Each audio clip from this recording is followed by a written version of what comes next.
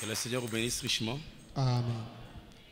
Un privilège pour moi d'être encore une fois ce soir. Ifadhili tena kwangu kuja tena mara nyingine hapa magharibi ya leo. Gédéon. Gédéon.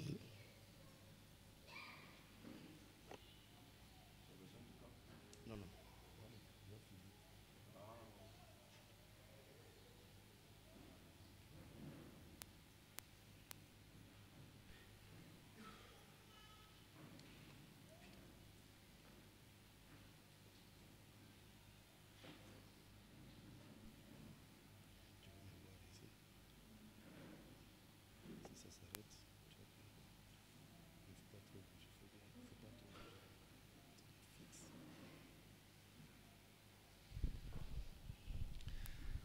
Que le Seigneur vous bénisse richement.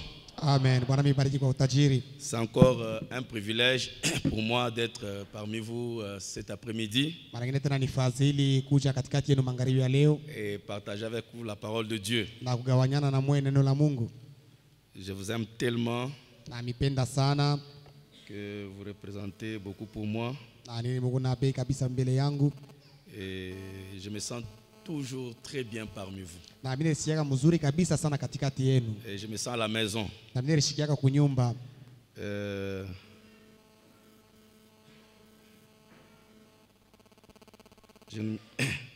À moins qu'il y ait une raison valable, si je suis à Lubumbashi, je crois que mon endroit d'adoration c'est ici. Na isipokuwa kwa sababu moja hivi ya kabaila, lakini kama mimi kulubumbashi fazi yangu mimi kuabudu ni hapa. Je ne réfléchis même pas 3 fois. Donc dans ma tête, il n'y a pas une autre église que Rehoboth Tabernacle. Parce que je me sens vraiment à la maison. Et je vous aime, vous êtes un peuple merveilleux. Votre pasteur, c'est un don qui nous est très cher dans le corps de Christ. Et normalement, moi, je pensais qu'il fallait continuer jusqu'aujourd'hui à prêcher parce que je suis toujours béni et je reçois beaucoup d'inspiration quand il prêche.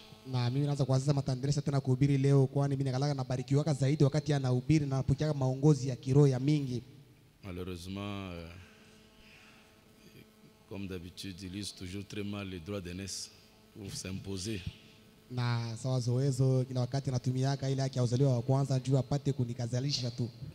Alors j'aurais voulu vraiment qu'il continue à nous parler ce soir. Bon, qu'à cela ne tienne, on doit obéir. Je crois que nous avons été bénis le mercredi. Combien ont été bénis? Applaudissons le Seigneur.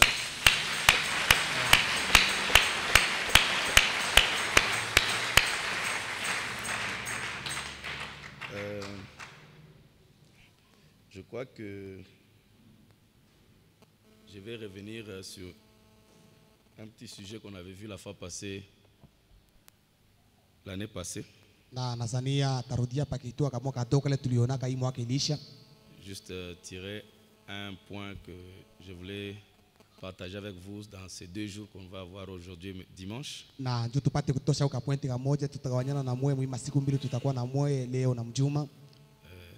je pense que ça peut nous aider, ça m'a aidé, je crois que ça peut nous aider tous. Amen. Amen. Nous allons nous mettre debout.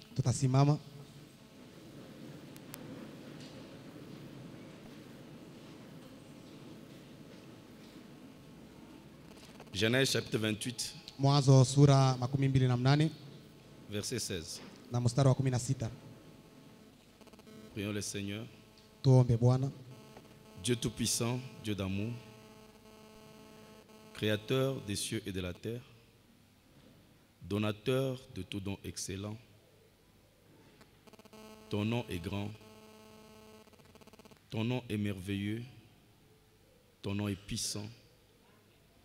Merci, ô Dieu, de ce que tu nous as choisis dès avant la fondation du monde. à être tes fils d'adoption par Jésus-Christ notre Sauveur, selon le bon plaisir de ta sainte volonté, Seigneur. Dieu, tu nous as choisis alors que nous n'étions rien, Seigneur. Tu n'as pas regardé à ce que nous étions. Toi, un grand Dieu. Tu as pensé à nous, Père. Tu nous as choisis. Tu nous as sauvés. Tu nous as ramenés. Et aujourd'hui, tu nous as envoyé un message, Père, pour nous rendre semblables à toi, afin, Seigneur, que nous puissions être là où tu es, Seigneur. Merci, Dieu, de ta bonté, Père. Maintenant, ce soir, alors que tu nous as encore conduits dans ta maison, nous voulons te dire merci pour tous tes enfants qui sont ici. Tu les as conduits, Père, dans leurs occupations. Tu as mis sur leur cœur le désir de venir communier avec toi pour toute ta parole. Seigneur, que tu sois béni, bénis le ministère de mon frère.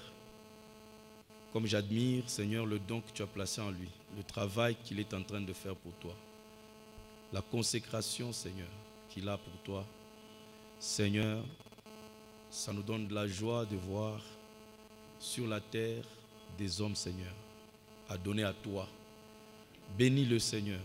Regarde combien il est une bénédiction pour l'épouse dans le monde entier. Je prie, Seigneur, que tu l'élèves davantage, que ce ministère ne soit pas un ministère local, un ministère continental ou seulement d'une partie du monde. Laisse qu'il aille partout, en Chine, en Russie, Seigneur, en Australie, Nouvelle-Zélande, aux États-Unis, au Canada, Père. Partout, Seigneur, où une âme de l'épouse est, permets que mon frère soit utilisé puissamment pour aider ses âmes, Père. Bénis sa charmante épouse et sa famille, Seigneur notre Dieu. Bénis tout Rehoboth Tabernacle pour l'amour qu'ils ont pour toi. Oh Dieu, comment ils t'ont défendu dans cette ville, Père, et ils ont enlevé la honte, Seigneur, à ce message et donné du respect aux gens vis-à-vis de ce message, Père. Bénis-les davantage pour qu'ils continuent, Seigneur, à progresser, Seigneur, spirituellement de cette manière, parce que tu as besoin de témoins sur cette terre. Maintenant, mets-moi de côté, Père. Tu sais que je ne suis rien en moi-même, Seigneur. Je ne mérite pas de me tenir devant ce peuple, Père. Je viens sous le sang versé de Jésus. Cache-moi, Père, dans la fente du rocher, et que tout ce que je vais dire ne vienne pas de moi, Père, vienne de toi directement. Paralyse mes sens. Seigneur, ce peuple ne vient pas écouter un homme, il vient t'écouter, Seigneur. Dans le nom de Jésus-Christ, nous avons ainsi prié. Amen. Genèse 28, 16. Et Jacob s'éveilla de son sommeil et il dit: certainement, l'Éternel est dans ce lieu et moi, je ne le savais pas. Vous pouvez vous asseoir, que Dieu bénisse sa parole. Je voulais revenir sur l'éveil de Jacob, mais j'aimerais parler sur quelque chose que nous avons parlé ensemble l'année passée sur les objectifs. Na mimi nipenda kusema juu ya kitu kimoja kile tulizungumzaka pamoja hii mwaka ilipita, yulu ya bifukuzio ama mashaba. C'était le début de l'année et nous avions partagé ensemble la foi est une victoire. Na ilikuwa ni mwanzo wa mwaka tuligawanyana pamoja na moyo kusema imani nayo ni ushindi. Et c'est dans la foi et notre victoire que Frère Branham nous avait dit na ni muile imani nayo kwa ushindi wetu Branham alituambia que si nous ne jouons pas le jeu de la vie selon les règles et l'objectif pour lequel nous avons été placés sur la terre, nous serons disqualifiés, nous ne pouvons pas gagner, nous ne pouvons pas vaincre. Kama mchezo wa maisha atucheze kufuatana na makanuni na yenye kifukuzio ambayo tuliwekewa hapa patatuwina pale na tutashindwa. Et Frère Branham nous avait parlé de cet homme qui était venu à sa porte chercher à la nourriture, un sandwich. Ndugu Branham alikuwa tunaonyesha mambo ya mtu mmoja alikuja kuja kwake kule kumulango na alikuwa anatafuta chakula, sandwich moja. Et Frère Branham l'a fait entrer. Ndugu Branham alimuingisha. Et pendant qu'il mangeait, na wakati anaanza kula, et Frère Branham a engagé une conversation avec lui. Ndugu Branham anaanza kuongea naye. Il dit: d'où viens-tu? Akamuuliza unatokea wapi? Il dit de nulle part. Asema mishi anakule mimi natokea. Où vas-tu? Sasa huko unaenda wapi? Nulle part. Asema mishi jua kule niko naenda. Il dit ah bon? Sasa Et le monsieur dit bon, c'est là où mon chapeau se repose, c'est là où moi aussi je me repose. na wale bwana alisema pale mimi naweka chapeau yangu ndipo na mimi napumzikiaka. Alors on dit ah bon, je vois. Anasema mzuri mimi Combien de naona. temps tu es dans cet état ici? Sasa huku mashiku ngapi kumui hali hii? Il dit 20 ans. Asema miaka 12. Et voyez-vous? Ndio bwana masemo naona. Sans aucune ambition Ana hata na kifukuzio de kimoja s'améliorer soi-même. ya kusema aanze kuendelesha maisha yake tengamane tena yeye Et il mwenyewe. ajoute, Na anaongeza c'est ainsi qu'avec beaucoup de membres de l'église. asema njoo vile biko na memba ya mingi ba kanisa Et ils sont là beko pale sans aucun objectif, abana na kifukuzio hata kimoja, aucune ambition. hakuna hata kitu kimoja kile kinafukuzia kufanya. Et il nous avait montré, Na alituonesha nous avons lu aussi là où il a dit na tulisomaka pale alisema que je n'ai aucun espoir kama sina hata na tumaini hata mmoja dans l'église d'un pasteur qui n'a aucune ambition de s'améliorer jour après jour, année après année. asa ndani ya kanisa mule pastori ana hata na nia hata moja kusema anaweza kutengeneza kwa vitu viende kwa kumbele kila siku na kila mwaka. Donc il montre là que nous devons avoir l'ambition de s'améliorer jour après jour. Na pala naonesha ya kama tunapasha kuwa na ile nia ya kusema tuanze kutengeneza maisha kila siku, anze kuendeka kumbele kila siku. Ça veut dire que ce que je suis lundi, Maana yake ni kusema kila mie niko mkazi moja, mardi, je dois être plus que ce que je suis lundi. mkazi mbili inafai nikuwe mwenye kushindia kile Il milikuwa n'a pas mkazi dit moja. mois après mois, jour après jour. Yashi kuseme mwenji pa mwenji, hapana, kila siku Donc, kila siku. je dois m'améliorer Ni kusema mimi napasha kutengamana kuendesha kwa kumbele sur tous les plans, mumamapu yote, spirituel, katika kiroho, naturel, katika kiasili, financier. katika fedha. Je dois avoir cette ambition. Mimi napasha kuwa na kile kifukuzio kile. Amen. Amen. Alors, on avait dit qu'on devait se fixer des objectifs. Na tulisema kama tutatiwekea bifukuzio moja fulani. Maintenant, nous sommes le quantième? Le 6. Leo tuko tarehe 6.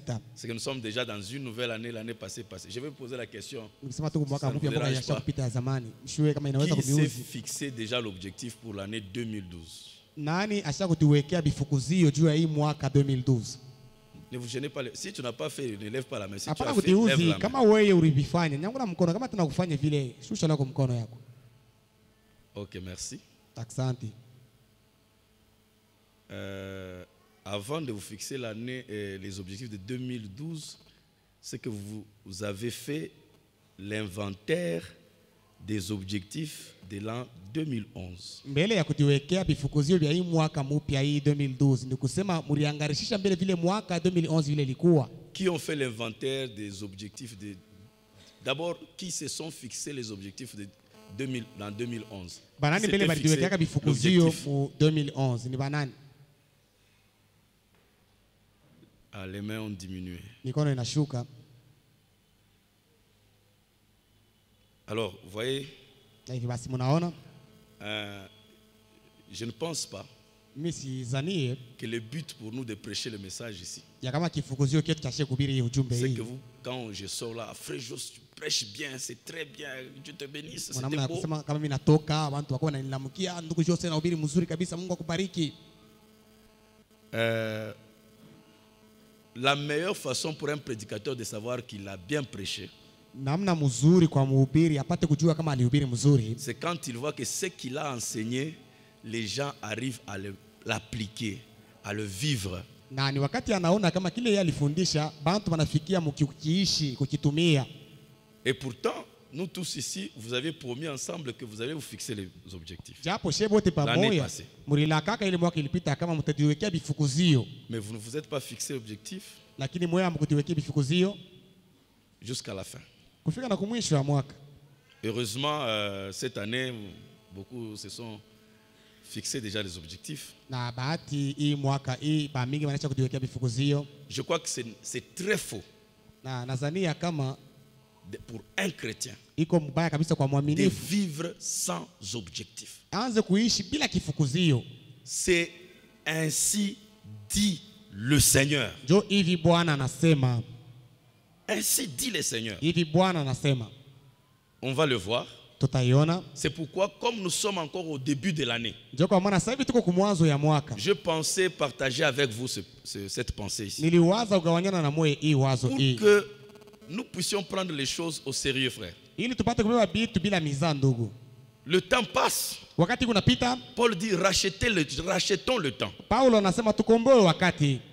Le temps passe. Wakati kunapita, On risque d'arriver à la fin. tunafika kumwisho. On sera très surpris. Tutashutushwa kabisa. Peut-être nous croyons Saa zingine tunaamini que nous, être chrétiens, ya kama kuwa Mkristo c'est cesser de boire, de fumer, ni kuacha tu kunwa, kufuta de mentir, na kuacha kulanda, de porter de longues jupes, kuvala majipe murefu, d'avoir de longs cheveux. kuwa na nywele mrefu. Non. Hapana. Frère Branham dit, si vous ne jouez pas le jeu de la vie, Ndugu Branham anasema kama mcheze hii mchezo ya maisha selon les règles kufuatana na makanuni et l'objectif pour lequel tu as été placé sur la terre, tu es disqualifié. na yenye kifukuzio ambayo wewe uliwekewa pa dunia hapa pale banakuweka La pembeni. Bible dit que chacun de nous rendra compte devant Dieu. Na Biblia inasema kama kila mmoja wetu atajiweka mbele ya Mungu. Il y a un but, un objectif pour lequel Dieu nous a placés sur la terre. Kuna kifukuzio ambayo Mungu alituwekewa duniani hapa. Et nous sommes censés Na asi tunapashwa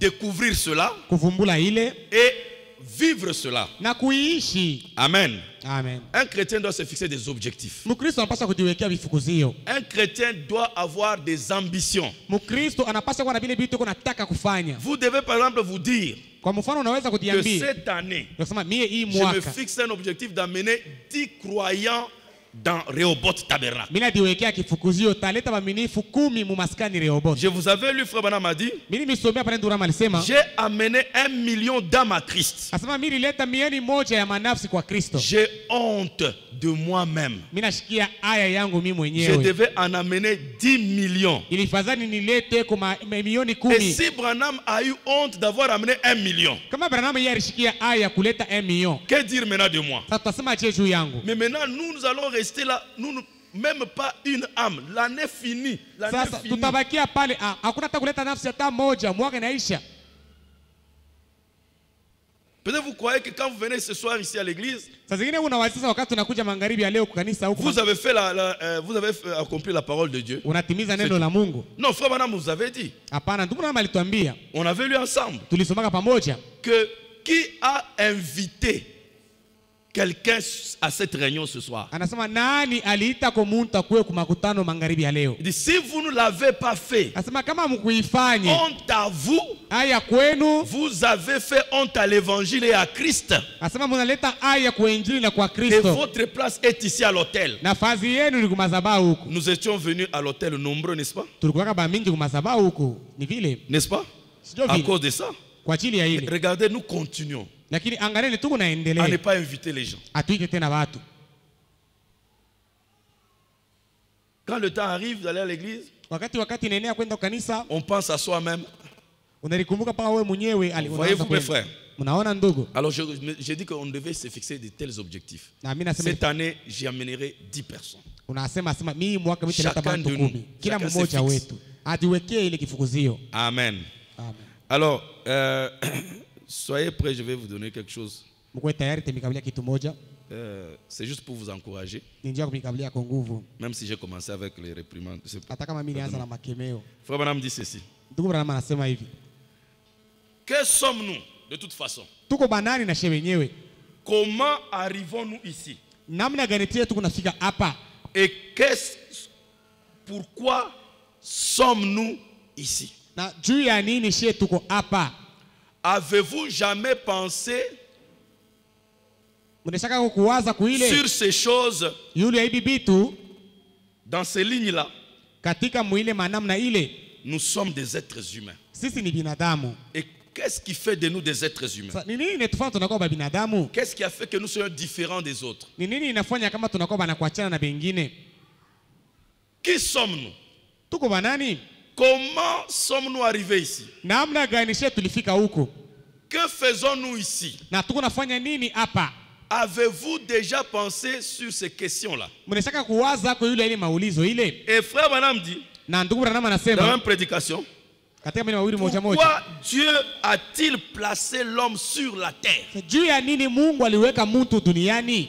Pourquoi Juu ya nini Dieu a-t-il placé l'homme sur la terre? Mungu aliweka mtu hapa pa dunia? Il dit au commencement, Anasema kama kumwanzo il avait été donné à l'homme la puissance bali mkabirika mtu uwezo sur toutes choses sur la terre. yule ya vitu vyote Mais au duniani, travers de la chute, il perdit cette puissance. lakini mkuanguka alipoteza ile uwezo, Il devint inconscient alikuwa bila dhamiri du fait. ya ile mambo. Après avoir perdu sa relation, Kisha kupoteza uhusiano, après avoir perdu son amitié, kisha kupoteza urafiki wake, après avoir perdu sa communion na kisha avec le Père, kupoteza ushirika na Baba, alors il perdit cela. Il devint inconscient. na hivi alipoteza ile uwezo na akakuwa bila dhamiri. Mais Christ est venu, Lakini Kristo il a alikuja, racheté l'homme alikomboa mtu et il a ramené na à alimrudisha sa position. katika fazi Mais yake. dans la chute, Lakini mkuanguka l'homme a perdu la conscience mtu alipoteza dhamiri de ce pourquoi ya kenye ambao le Père l'a placé sur la terre. Baba alimwekaka hapo pa dunia. L'homme a perdu conscience Mtu alipoteza dhamiri de ce pourquoi le Père l'a placé sur la terre. ya kenye ambao Baba alimweka hapa pa dunia. L'homme a perdu conscience Mtu alipoteza ile dhamiri de ce pourquoi le Père l'a placé sur la terre. ya kenye ambao Baba alimweka hapa pa dunia. Pourquoi sommes-nous ici? Juu ya nini she tuko hapa? Cette question-là, Ile ulizo Branham dit, Branham anasema dans l'inconscience de l'homme, katika kukosa dhamiri kwa mtu il perdut connaissance, akapoteza ile ufahamu, il ne sait plus pourquoi Dieu l'a placé sur la terre. asijue juu ya nini Mungu alimuweka hapa pa dunia. C'est sur ça que je vais un peu insister. Na ni yule ya ile mitakazi yako mbele. Dans la chute, Katika kuanguka quel est le problème? mambo ni nini? Après que Dieu ait ramené l'homme, Kisha Mungu kurudisha mtu. le problème est que Mambo ni kusema depuis que Dieu a ramené l'homme, tangia Mungu alirudisha mtu, amen, amen, à sa place, pafazi yake, l'homme dans sa chute mtu mkuanguka kwake a perdu conscience de ce pourquoi le Père l'a placé sur la terre. alipoteza dhamiri yenye ambao Baba alimuweka duniani Donc hapa. l'homme a perdu conscience. Ni kusema mtu alipoteza ile dhamiri. La conscience est une chose capitale. Dhamiri ni kitu kimoja cha mafaa kabisa. Votre vie, Maisha yenu c'est la manifestation ou l'expression de l'état de votre conscience. ni onekanisho ama kusemwa kwa ile hali ya dhamiri yenu vile iko. C'est ça votre vie. Jo maisha yenu vile iko. C'est la conscience que vous avez Ni ile dhamiri wao uko qui nayo. donne la qualité de vie que vous avez. Njo yenyewe inaonesha ile tabia, hali ya ile tabia maisha uko nayo. Si tu as une conscience de saleté, Kama wewe dhamiri yako ni ya uchafu, tu seras sale. utakuwa wewe wa uchafu. C'est seulement un problème de conscience. Ni mambo tu ya dhamiri. Quand la conscience change, Wakati dhamiri tu ne inabageuka, supporteras pas de voir la saleté autour de toi. na wewe hautavumilia kuona uchafu kumpembeni yako. Tout est état de conscience. Vyote ni kufuatana vile hali ya dhamiri iko. Madame dit qu'il y avait la télévision ici. Ndugu na masema, angalieni television Il hii. y avait la télévision sur la terre, Kulikuwa television pa dans dunia le jardin d'Éden. katika bustani la Edeni. Mais Adam n'a jamais utilisé la télévision. Lakini Adamu ashiatumiaga ile C'est pas parce television. que la télévision n'existait pas. Hapana, asema juu television ikukuyake Elle iko. était là. Asema ilikuwa Mais yako. l'homme n'avait pas la conscience de la télévision. Lakini mtu asikuwa na ile Il dhamiri dit ya maintenant que television. l'homme a acquis cette conscience, Na sasa vile mtu anapata ile la dhamiri, télévision est apparue. television inaonekana. Il y a quelque temps, on n'avait pas les téléphones cellulaires. Na parapita wakati hatukuwa na Parce qu'on mashine n'avait pas ya la telefoni. conscience des téléphones Sio cellulaires. hatukuwa na Et ile quand cette dhamiri. conscience est apparue, Wakati ile dhamiri ilionekana, alors na pale le sasa téléphone cellulaire est apparu. hii matelefoni cellular Donc ilionekana. tout est conscience. Ni kusema vyote ni dhamiri. Est-ce que vous dites Amen? Amen. Faut madame que même le Saint-Esprit, Ndugu yangu anasema hata Roho il dit Mtakatifu c'est la conscience de Dieu. anasema na wewe ni dhamiri ya C'est Mungu. ça le Saint-Esprit. Ndio Roho Mtakatifu hii. Est-ce que vous dites Amen? Amen. Et votre conscience, Na votre dhamiri vie, yenu maisha yenu montre ce que votre conscience. iko naonesha kile dhamiri yenu iko. Quelqu'un peut dire qu'il a la foi, Mtu anaweza sema yuko na imani, il croit que les anges existent, anaamini sema malaika beko mais wako, son comportement lakini tabia yake dénote si ce qu'il dit est vrai ou pas. iko naonesha kama vile anasema ni vya kweli au Quand il y a hapana. une situation, Wakati kuna kwa mambo, l'homme commence à trembloter. mtu anaanza kutetemeka. C'est la conscience qu'il a. Ni dhamiri ile iko nayo. Parce que s'il tremblote, Ndio sasa il anatetemeka, prouve qu'il ne croit pas en Dieu. ile ni hakikisho kusema ashamini Il ndani ya prouve qu'il Mungu. n'a pas confiance en Dieu. Anahakikisha sema ana tumaini Même mwa s'il le dit Mungu. par la bouche. Hata kama anasema Mais kukinwa, sa réaction lakini kutenda prouve que kwake ce qui est à son intérieur est contraire à ce qu'il déclare. inahakikisha kama vile viko ndani yake vinachana vile iko nasema. Amen. Amen. Amen. Amen. Quand David Wakati Daudi est allé au front, aliendaka kuvita, il a trouvé Saül et ses frères et ses militaires. alikutaka Saulo kule na baaskari yake. Tous voyaient Goliath. Bote wanaanza kumuona David Goliath. voyait Goliath, regardait Goliath. Daudi alimwangalia Saül Goliath. regardait Goliath. Sauli naye Et tout alimwangalia. le monde regardait Goliath. Bote walimwangalia Et Goliath. Saül et tous les autres se déclaraient l'armée de l'Éternel. Na Saulo na hao wengine bote wanasema sisi ni jeshi ya milele. Et ils croyaient que l'Éternel combattra pour vous. Na baraamini nasema wa milele atamikombania. Ils répétaient, ils connaissaient tout ça. Baraza kusemaka ile Mais barijua quand kayo. Goliath avance, Wakati Goliath anachofa, Saül tremblote. Saulo Toute anatetemeka. l'armée tremble. Na bote Mais banatetemeka. un petit garçon arrive, Lakini mtoto mmoja anafika, il regarde, anaangalia. il dit, Anasema ah, mais qu'est-ce qui se passe ici? ni mambo gani yanafanyika huko? Il dit, ah, mais qu'est-ce qu'on va donner à celui qui va taper ce monsieur? Sasa ule atapika bwana batamkaburia nini? Un petit garçon, Mtoto tu mwanaume kidogo. il va aller se battre avec quelqu'un qui fait trembler même le roi. Eko nenda kukombana na ule mtu, anatetemesha hata mfalme. La différence était à quel niveau? Achanisho ilikuwa mkipimo kani? La conscience. Dhamiri. Est-ce que vous dites amen? Amen.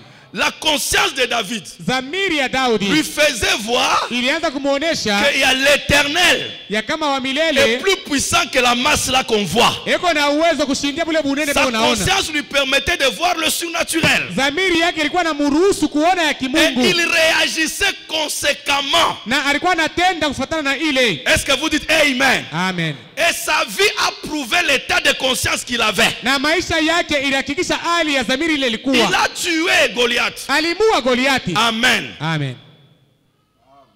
Élisée est son serviteur.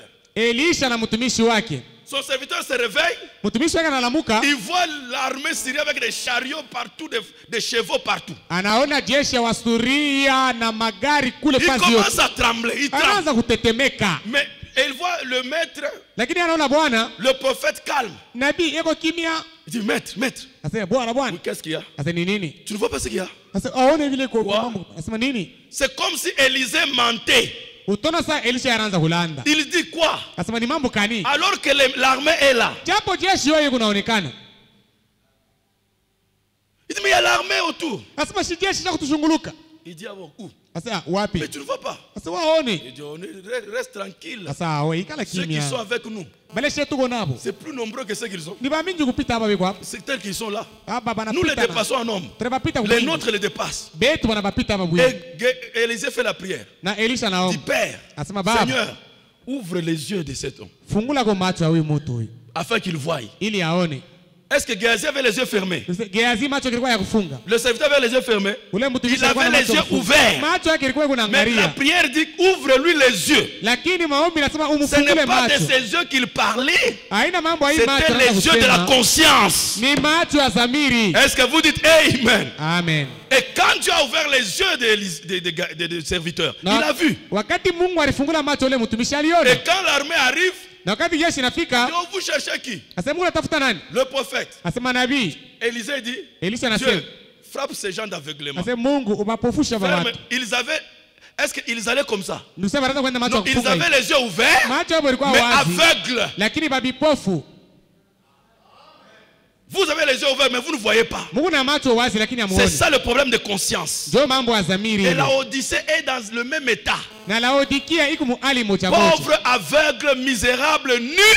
Maskini, kipofu, wa mnyonge na wasio mavazi, Tu ne le sais pas. lakini haujui asema ndio vile wiko. Donc, il est nu, mais il ne sait pas. Ni kusema ana na mavazi lakini asijue. Il est inconscient Ana na ile dhamiri qu'il est nu. ya kusema ana na mavazi. Frère, ça c'est l'état le plus grave. Na hii ndio hali ya nguvu kabisa hii. Quand quelqu'un est nu wakati mtu ana mavazi mais il ne sait pas qu'il est nu. lakini asijua sema ana C'est mavazi. bien quelqu'un qui est nu mais qui sait qu'il est nu. Ni mzuri ule mtu ana mavazi lakini anajua sasa ana nayo. Parce que cet état-là, Juu ile hali ile déjà c'est une base pour que l'homme puisse quitter cet état. mbele ni msingi ya kusema mtu atoke na mwile hali Mais ile. quand quelqu'un Lakini wakati mtu ne sait pas qu'il est nu, asijue kama ana na mavazi, même si vous le forcez à porter les habits, il peut même vous taper. atakuwa anamkangamisha kuvala mavazi, atakupiga Parce que lui, atakupika. il croit qu'il est habillé alors qu'il n'est pas Juu habillé. ya mimi nasema asha kuvala lakini ana na mavazi. C'est ça l'inconscience. Njoo kukosa dhamiri Il kule. y a des gens, Kuna watu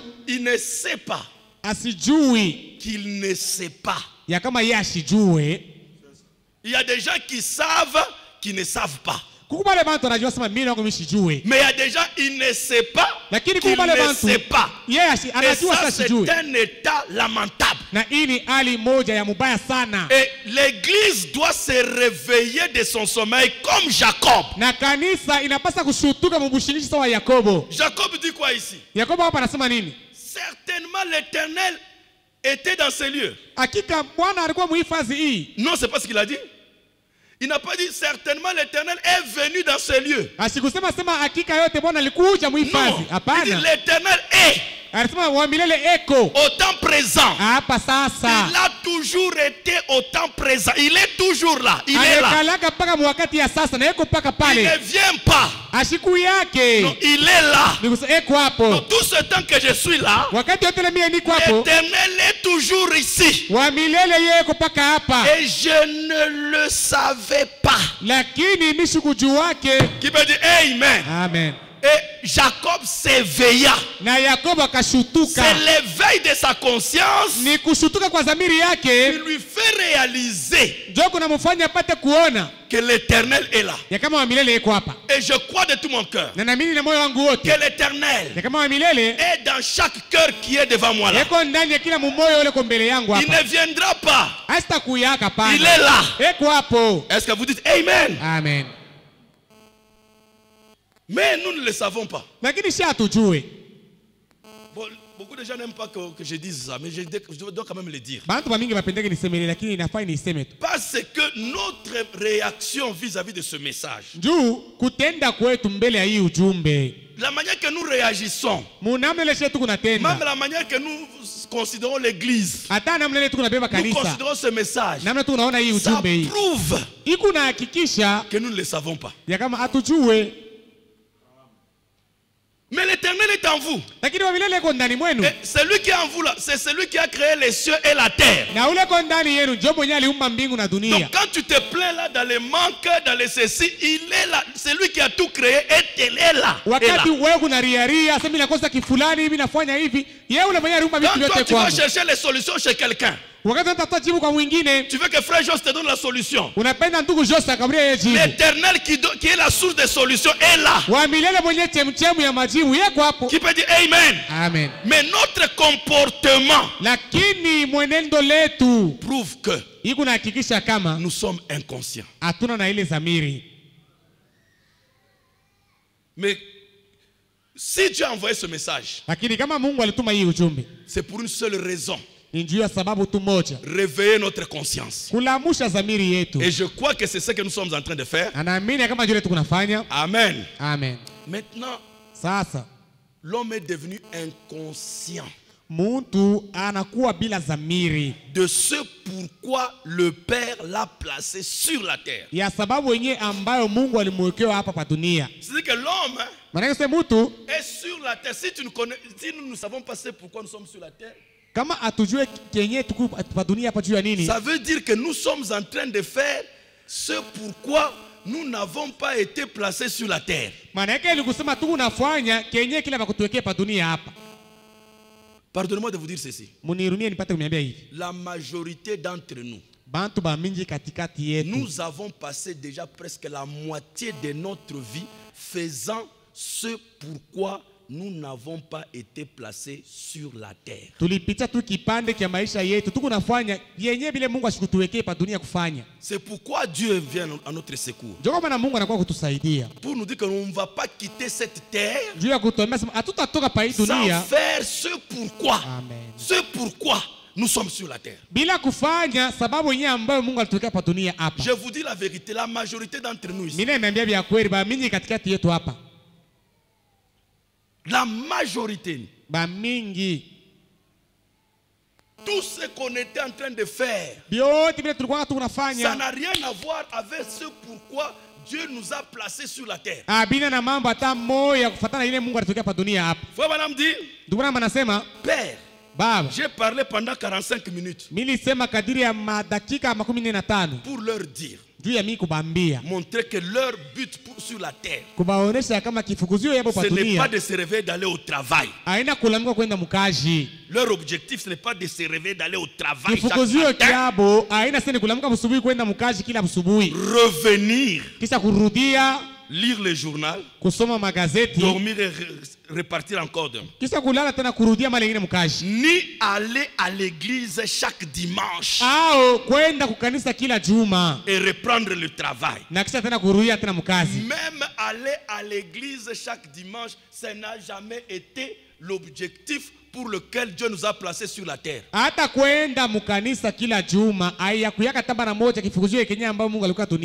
Dieu déclasse maintenant, même le travail que nous faisons, ça n'a rien à voir.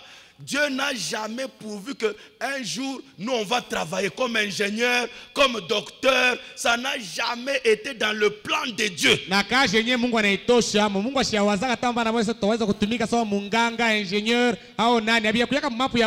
Les études, ceci, ça n'a jamais été dans le plan de Dieu d'être le dessein pour lequel Dieu nous a créés. Dans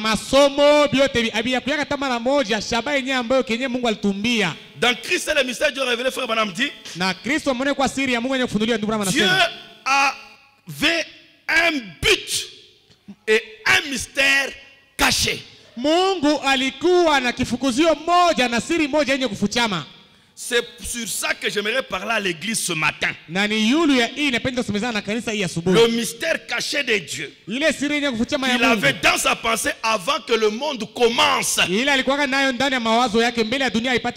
Ça serait très grave que dans la pensée de Dieu, qu'il ait fait un objectif, fixer des objectifs pour nous, d'être des mécaniciens, d'être des maçons. Donc Dieu, dans sa pensée, il va faire que ses enfants participent à la civilisation de Satan.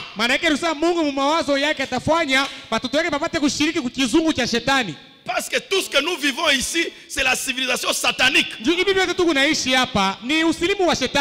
que vous êtes avec moi? Amen. Et Dieu va se fixer des desseins pour ses enfants. Vous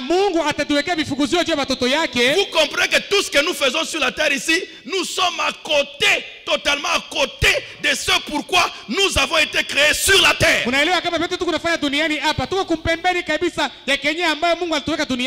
Amen. Amen.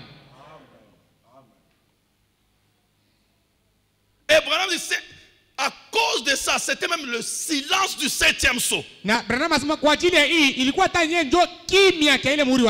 Amen. Amen. Il nous a dit ceci. Je répète encore ce que nous avions vu avant de marquer un petit pas. Il dit, je pense que cela payerait à chacun de nous de nous asseoir et de nous demander pourquoi sommes-nous ici pour commencer. Mais si un prophète de Dieu parle, il ne parle pas juste pour parler. Il dit que ça va payer. Ça va nous profiter. C'est exactement ça. Mais on ne doit pas lire ça et passer. Donc si on lit ça, asseyons-nous maintenant. Parce que ça profite. Ça profite à un croyant de s'asseoir et de se poser la question, pourquoi je suis sur la terre? Qui que ce soit qui a été si gentil de nous amener ici, nous devons considérer cela et lui demander pourquoi nous a-t-il amené ici? Qu'est-ce qu'il a voulu que nous puissions faire? Juu ya nini alituleta hapa pa dunia? Alipenda tufanye nini? Le dessein ou l'objectif que nous devons venir accomplir ici. Kifukuzio kenye kile alipenda tupate kwa kutimiza hapa. Qu'est-ce qu'il avait résolu? Ni nini alichukua sawa mpango? Mais Lakini nous semblons seulement chercher à imiter le monde, à aller avec le monde. na tunaonekana sasa tunatafuta tukufuatilisha dunia vile. Non, il faut étudier pour aller avoir les diplômes, on va. Inafaa kufunda njoo upate diplome, tunaenda. Il faut faire ceci pour faire ceci, on va. Inafaa kufanya bifulani njoo kufanya bifulani, Nous sommes unaingia. sur la terre, on a commencé à suivre le monde entier. Shebo wote mudunia tunaanza kufuata tu vile watu vile Mais ne me wanafanya. comprenez pas mal, je n'ai pas dit laisser de travailler. Na msinielewe mubaya, Ni mimi mwache kazi. Vous allez comprendre. Voilà, merci. Alors vous allez voir où est-ce que ces choses, comment nous devons considérer ces choses. Na mutaona hivi vitu tebibebe namna gani? Parce que les gens ont commencé à penser que l'objectif dans sa vie, c'est avoir une parcelle. Na juba tunaanza kuona sema kifukuzio maisha yake ilikuwa na mpango. Quand quelqu'un a une parcelle, il a construit une maison, alors il a réussi. Wakati mtu anapata mpango anajenga monyumba, sasa mimi naweza.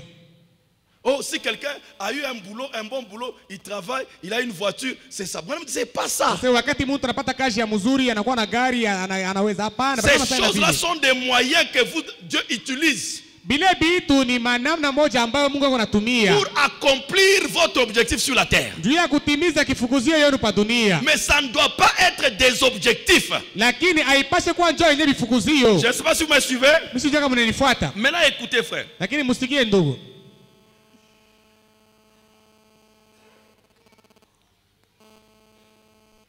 Pourquoi sommes-nous ici? Juu ya nini tuko hapa? Qu'est-ce que nous sommes venus faire ici sur la terre? Tulikuwa kufanya nini hapa pa dunia? Branham conseille que asseyons-nous. Branham anatushauri sema tuikale. Asseyons-nous. Tuikale. Demandons à celui qui a été si gentil. Tumuulize kwa ule mwenye alikuwa mwema kabisa. Pour nous amener ici. Juu apate yeye kutuleta hapa. Et frère Branham dans Romains, je vais lire quelque chose dans Romains chapitre 6 verset 13 il écrit. Na atasoma wa Roma sura yake 6 mstari wa 13 banaandika hivi. Ne livrez pas vos membres au péché. Musitowe mamemba ya mili yenu kuzambi. Comme des instruments d'iniquité. Sawa vyombo vya uovu. Mais donnez-vous vous-même à Dieu. Lakini mwewe wenyewe mujitoe kwa Mungu. Comme étant vivants des morts que vous étiez et offrez à Dieu vos membres comme des instruments de justice. Sawa bazima tokea wafu vile mulikuwaka na mnamkabulia Mungu mamemba sawa vyombo vya uwaki.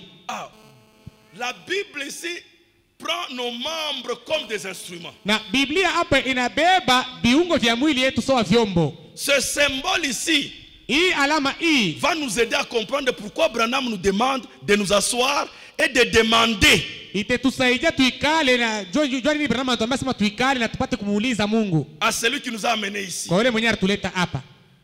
Le micro ici sert à quoi frère? Hii kibuyu kinasaidia kunini ndugu? Les frères, le micro sert à quoi? Ndugu hii inasaidia kunini? Je vous pose la question. Le micro sert à quoi? Niuliza inasaidia kunini? Voilà, le micro sert à transmettre la voix à l'amplificateur. Hii kibuyu kinasaidia kupeleka sauti kule kwa amplificateur. L'amplificateur sert à quoi? Ile ampli nayo inasaidia kunini? À amplifier la voix. Kuongeza sauti. Les baffles servent à quoi? Na ile mabafu inasaidia kunini? Hein? À restituer la voix. Na kurudisha sauti sasa. Et la chaise sur laquelle vous êtes sert à quoi? Sasa kichi pale munekana kinasaidia kunini? Hein? À vous asseoir dessus. Jia kuikala hapo. Donc chaque chose que nous avons sur la terre ici, ni kusema kila kitu kile tu kwa dunia hapa sert à quelque chose. Kiko nasaidia juu ya mambo fulani. Chaque chose ici que vous voyez. Kila kitu kile Mungu naona. Et Paul dit que nous sommes comme des instruments. Na Paulo anasema kama sisi tu kama sawa vyombo. Donc nous devenons aussi comme un micro. Ni kusema na shia tunakuwa sawa kibuyu hiki. Comme un ampli. Sawa ampli. Mais sauf que ici, lakini hapa le fabricant, ule mwenye alifanya, ce n'est pas un homme, ça devient Dieu. Haina mutu lakini ni Mungu. Est-ce que vous êtes avec moi? Amen. Et frère Branham dit, na ndugu Branham anasema chaque homme kila mutu ici hapa veut connaître ce qui est de l'autre côté du rideau. Eko nataka kujua bile biko ile ngambo ingine ya pazia. Il veut savoir qui il est, Anapenda kujua ye ni nani, d'où il vient, anatokea wapi, où il va. na eko nenda wapi. Peu importe qui que ce soit veut savoir ça. Hata kama ni nani, eko anapenda kujua ile. Mais il y a un seul livre en existence qui peut vous le dire, c'est la Bible. Lakini kitabu tu kimua kile kiko kinaweza kuniambia ile mambo ni Biblia. Qui peut dire Amen. Amen. C'est pourquoi Branham dit, demandons à celui qui nous a placés ici. Joko bwana Branham anasema tumuulize ule alituweka hapa. Ah, je crois que vous êtes en train de voir là où je vous amène. Na naamini kama mnaanza kuona kule ndiko nimepeleka ni wapi. Maintenant, Sasa, moi j'ai fait l'électronique. mimi nilifanya elektroniki.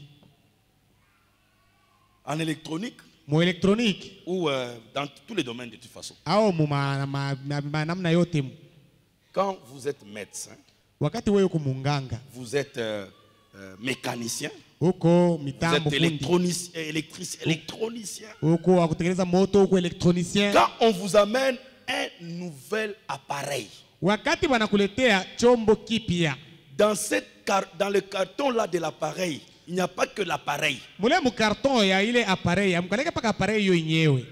Dedans, il y a ce qu'on appelle manuel d'utilisation. Na mule ndani mnakaleka kitabu ka namna kani utatumikisha hayo. Et dans le manuel d'utilisation, Na mkaleka kitabu ka namna kutumikisha hayo, le fabricant ule mwenye alifanya kile kitu vous dit, commence à définir son appareil. anaanza kuonesha namna ya appareil yake vile iko. Ça s'appelle comme ça. Nasema jina hii appareil ni hii. Voilà comment c'est fait. Namna gani vinafanywa ni hivi. Voilà ses capacités. Na maeneo yake ni hii. Est-ce que vous êtes avec moi? Amen. Voilà le numéro de série. Njo numero ya seri hiyo hii. Voilà comment ça s'utilise. Na namna gani tunaitumikisha iko hivi. Voilà les précautions à prendre. Na kanuni ya kuchukua hiyo hii. Qui peut dire Amen? Amen. Et maintenant voici la liste quand il y a des troubles, comment résoudre les problèmes. Wakati kunakuwa mvuruko namna ya kuisha mambo hiyo hii. Le fabricant Ule mwenye alifanya chombo doit faire un livre anapaswa kuandika pour kitabu expliquer son appareil. juu ya kufasilia chombo chake. Qui peut dire Amen? Amen. Quand il a fait son appareil, c'est lui qui connaît. Wakati alifanya chombo yake, yeye ndio anajua. Toi, tu ne peux pas sortir là. Wawezi kutoka kule. Non, cet appareil sert à ceci. Asa hapana, Est-ce que c'est toi qui l'as fabriqué? Wewe ndio ulifanya. C'est pourquoi Branham dit ça nous payerait nous tous. Ndio maana Branham anasema itatulipia shebo. De nous asseoir, Tuikale, de demander au fabricant de l'homme. tumuulize ule alifanya muntu. Dites Amen. Amen. Ne demandez pas à Einstein. Musimuulize Einstein. Ne demandez pas à quelqu'un qui a fait l'école.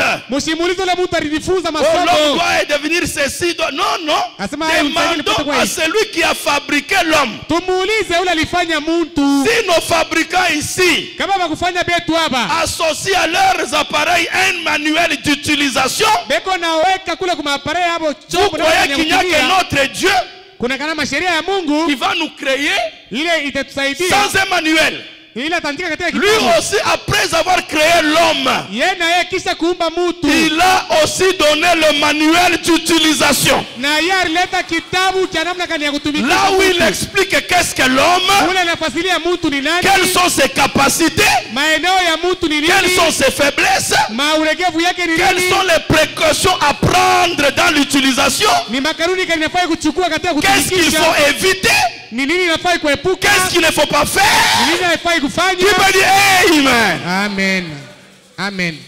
Pour éviter les courts-circuits, Juu ya kuepuka vitu pour visikuungane éviter kule. que l'appareil se grille, Juu ya kuepusha kama vitu il y a un manuel d'utilisation. kuna kitabu ka kutumikishako. Et les gens aujourd'hui, leur erreur, Lakini batu leo kosa yabo. c'est d'abandonner le manuel d'utilisation Beko naacha ka kitabu ka namna et gani ya de commencer kutumikisha. à consulter tout autre livre. Na wanaanza kuuliza vitabu vyote vingine. Et c'est ça là où nous avons le problème. Na ni pale tu na mambo. Est-ce que vous êtes avec moi? Amen. Alors nous devons revenir au manuel d'utilisation. Tunapaswa kurudia kwa hiki kitabu cha kutolesha namna gani Ça veut kutumikisha. simplement dire Manake ni kusema je dois arrêter. mimi napaswa kusimama. Tout ce que j'ai fait par moi-même, j'arrête d'abord. Bila vyote mimi nilifanyia mimi mwenyewe, mimi Je navisimamisha reviens mbele. chez Dieu. Mimi narudia kwa Mungu. Toi, tu m'as créé. Wewe ndio uliniumba. Tu sais pourquoi tu m'as créé. Unajua kenyewe uliniumbia. Je n'ai jamais rêvé d'être créé. Mimi sikuwaza hata siku wataniumba. Je n'ai jamais pensé à être créé. Siwaza hata siku moja sema niumbe. Je ne t'ai jamais demandé de me créer. Sikukulombake wewe Mungu niumbe. C'était de ton propre chef. Ni wewe mwenyewe vile ulitaka. Tu m'as créé. Unaniumba. Donc tu dois savoir Unapaswa kujua. pourquoi tu me crées. Jua nini unaniumba? Pourquoi je suis ici. Jua nini niko hapa? Comment nous nous débrouillons aujourd'hui. Namna gani tunafanya nguvu leo? Comment on se débrouille aujourd'hui. Tunafanya namna gani leo? Sans d'avoir reçu Bila kupokea les instructions de Dieu. maagizo ya Mungu. Qui va dire ici que ce qu'il fait, Nani atasema pasema hivi Ce leo qu'il nafanya? est. Kile eko. c'est le créateur qui lui a dit que voilà pourquoi toi je t'ai créé. Ni muumbaji ndio alimwambia sema unajua kenyewe nilikumbia wewe. Combien de gens peuvent lever leurs mains. Bantu ngapi wanaweza nyongola mkono Là yao? où je suis aujourd'hui, Nasema hapa mimi niko leo. tout ce que j'ai fait aujourd'hui, Na hii vyote mimi nilifanya c'est leo. Dieu qui m'avait révélé Ni Mungu ndio que alinifunulia. voilà la raison pour laquelle Ndio yenyewe sababu ambayo je t'ai créé. mimi nilikuumba. Allons à une première écriture Twende mbele kwa andiko ya kwanza. pour consulter le fabricant, Ndio tuulize ule alifanya mtu. le créateur. Muumbaji. Amen. Amen. Amen. Amen. Colossiens chapitre 1. Wakolosai sura ya kwanza. Lisez avec moi. Musome pamoja na mimi. J'aimerais que vous regardiez cette écriture-là. Mimi napenda na mpate Je kuangalia vous kwa ile attends parce que andiko. c'est Ile. important. Kuna Colossiens chapitre 1. niongojea juu ya mafaa. Wakolosai sura ya kwanza. Je ne vais pas lire ça seul. Mimi sipende kuisoma mimi moyo. Colossiens chapitre 1. Wakolosai sura ya kwanza. Vous êtes là? Mnafika hapo? Ok. Verset 16. Mstari wa 16. Écoutez. Sikieni. Car Kwani en lui ont été créées toutes les choses qui sont dans les cieux et sur la terre. ndani yake muliumbwa vitu vyote vile viko katika mambingu na dunia, katika dunia. Les visibles Vitu vya kuonekana et les invisibles. na vitu vya sio kuonekana. Trône, Vitu ya henzi, dignité, ile mautawalo, domination, mautawalo, autorité. ukubwa, Tout a été créé vyote viliumbwa par lui kwake yeye et pour lui. na juu yake. Tout a été créé par qui? Vyote viliumbwa na nani? Vous ne répondez pas bien. Amjibu mzuri. Tout a été créé par qui? Vyote viliumbwa naye.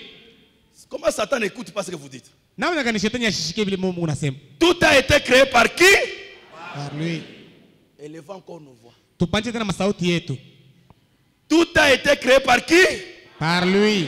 Par qui? Par lui. Par Joseph Lubanza? Ni Joseph Lubanza ndio aliumba. Par Satan? Ni shetani ndio aliumba. Par qui? Kwa nani? Donc il n'y a rien ici qui a été créé Ni kusema hakuna hata kitu kimoja hapa qui ne kiliumbwa. soit créé par Dieu. Kila aina Mungu aliumba akio. C'est Dieu qui a tout créé. Ni Mungu ndio aliumba vitu vyote. Il n'y a personne sur la terre ici Hakuna mtu hata hapa dunia hapa qui peut être le propriétaire de qui que ce soit sur la terre. ule anaweza kuwa ndio mwenye mali ya mtu wote pa dunia hapa. Il n'y a qu'un seul créateur. Muumbaji ni mmoja tu. Le fabricant, c'est un seul. Ule alifanya mtu ni mmoja tu. C'est lui-même, c'est lui seul. Il n'a consulté personne. Ni yeye moya asikuulize mtu. Dans son conseil là, il n'y avait personne. Katika shauri yake mnamukwe mtu. Pour te créer toi, Dieu n'avait conseil de personne. Jua kukuumba wewe, Mungu asikuulizake mtu. Mais comment aujourd'hui toi, Sasa namna gani wewe? tu peux croire Leo unaweza que kuamini tu as un mauvais teint? ya kama wewe rangi yako iko ya mubaya. Wewe ni keushi. Qui t'a créé? Ule alikuumba ni nani? Donc, qui t'a créé? Ule alikuumba ni nani? Oh non, selon le monde, ni keushi. Hapana, kufuatana na dunia huu mtu ni mweusi. Et les gens qui sont bieushi, abana bazuri. Et les gens ont honte Na watu wako na aya de leur teint. ya rangi ya Et ngozi ils yao. vont chercher les savons Na waenda kutafuta pour masabuni se décolorer le corps. ndio ya kuweka rangi kumwili. Vous croyez que votre Dieu unaamini kama Mungu wenu peut créer quelque chose de mauvais? anaweza kuumba kitu kibaya? Un Dieu parfait, Mungu mkamilifu, un Dieu excellent, Mungu mwenye kuwa mzuri peut-il kabisa créer quelque chose d'imparfait? ataumba kitu kisichokuwa kamilifu? Frère, réveillez-vous. Ndugu mulamuke. Vous ne devez jamais vous référer à ce que les gens disent de vous. Haifai mwanze kuangalia kubile watu wanasema juu yenu. Mon Dieu à moi, Mungu wangu mie ne crée jamais une mauvaise chose. hata mara moja siumbake kitu Il kibaya. n'a pas le temps à perdre. Mshana wakati ya kupoteza. Tout ce que Dieu crée, c'est parfait. Yote Mungu aliumba ni kamilifu. Oh, la fille là est jolie, l'autre là n'est pas jolie. Tu insultes mon créateur. Tu insultes mon créateur. Mungu anachambula muumbaji wangu. Tout a été créé par qui? Vyote viliumba na Tout Mungu. a été créé par qui? Vyote viliumba na Mungu. Les petites tailles, les grandes tailles, les grosses masses, les minces, les maigres, les noirs, les clairs. Tout a été créé par lui. Vyote viliumba na Mungu. Alléluia. Amen. Vous voyez des sœurs en Christ Mnaona watoto katika Kristo avec des magazines beko na ile vya kupakala nayo. pour regarder des modèles de femmes. Beko na vitabu nje kuangalia Comment voilà modeli. une modèle doit être. Asema njoo hivi modeli Elle doit ranger les cheveux comme ça. inafaa yatengeneze Elle doit nywele. se présenter comme ça.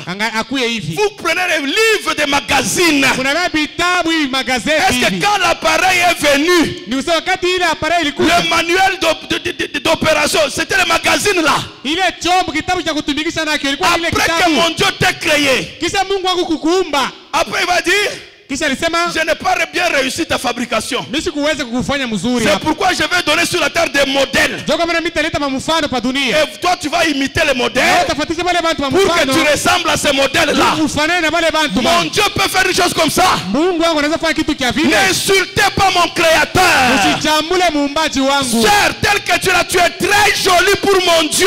Dada vile wiko huko mzuri kabisa juu ya Est-ce que tu peux dire Amen? Amen.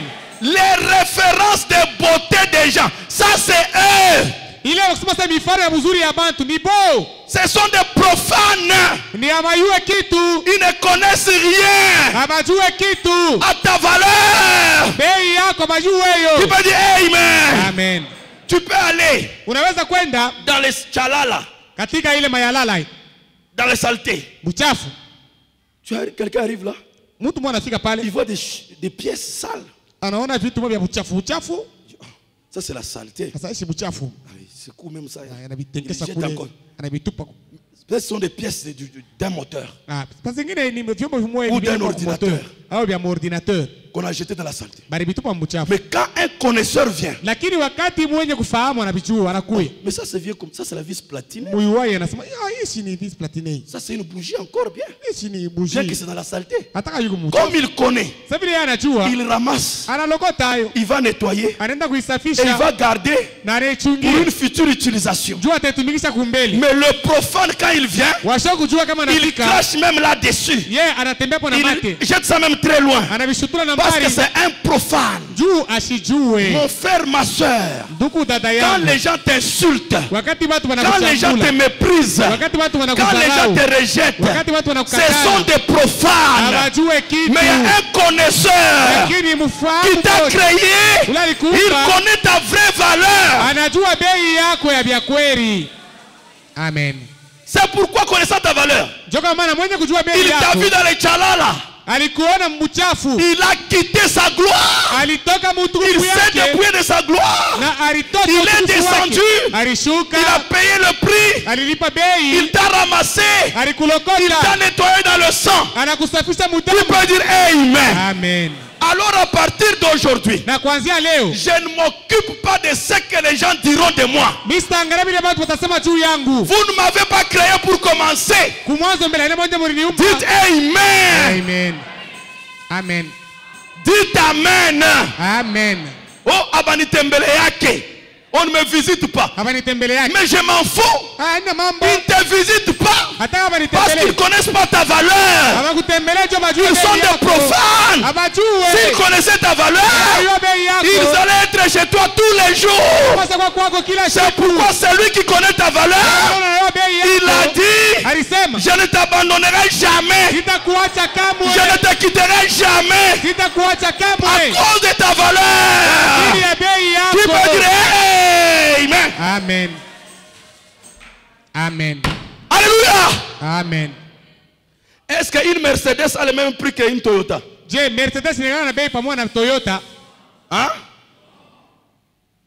Une Mercedes a le même prix que le Hyundai. Mais ce sont des voitures. Parfois la même puissance, la même grosseur. La différence est où? Dans le nom du fabricant. Le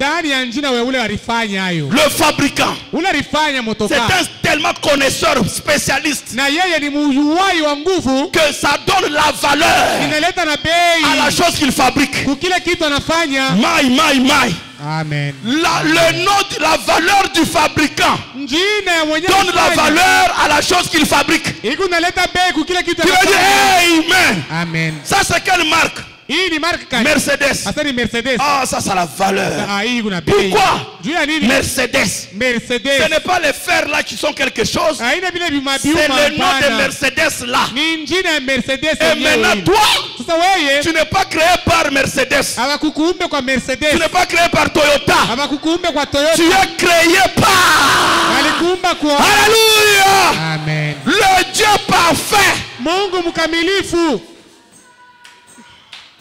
Mes frères, pas étonnant qu'il dit, votre âme vaut plus de 10 000 mondes. Vous avez une telle valeur qui peut dire Amen. Moi, quand j'ai compris ça, ça a résolu tous les problèmes. Vous m'insultez, je m'en fous. Vous me critiquez, je m'en fous. Vous me rejetez, je m'en fous. Je suis créé par Dieu. Est-ce que vous dites Amen? Amen. Oh, ils ont dit. Oh, ils pensent que c'est. Ignorez-les.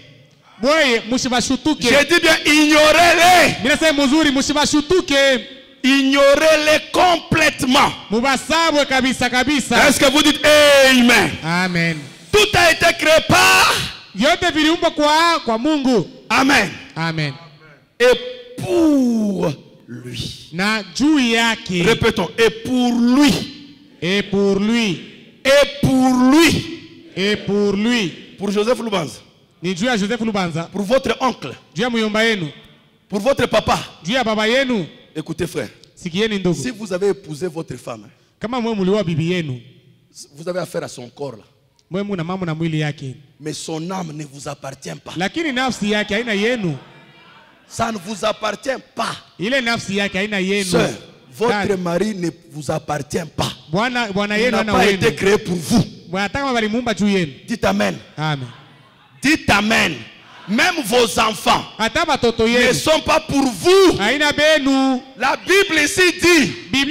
Oh, vous ne voulez pas croire dans le livre de Manuel? Le manuel d'utilisation? Tout a été créé par. Et pour. Il y a déjà à cause des petits moyens qu'on lui a donnés. Et qu'il peut donner ça à quelqu'un. Il pense que la personne lui appartient. Non, non, non, non. Vous n'appartenez à personne. À personne. En dehors de Dieu. Nous n'appartenons même pas à notre gouvernement. Nous n'appartenons pas au président. Nous n'appartenons pas au ministre. Nous n'appartenons à personne. Nous appartenons à Dieu. Amen. Amen. Amen. Nous sommes la propriété de Dieu.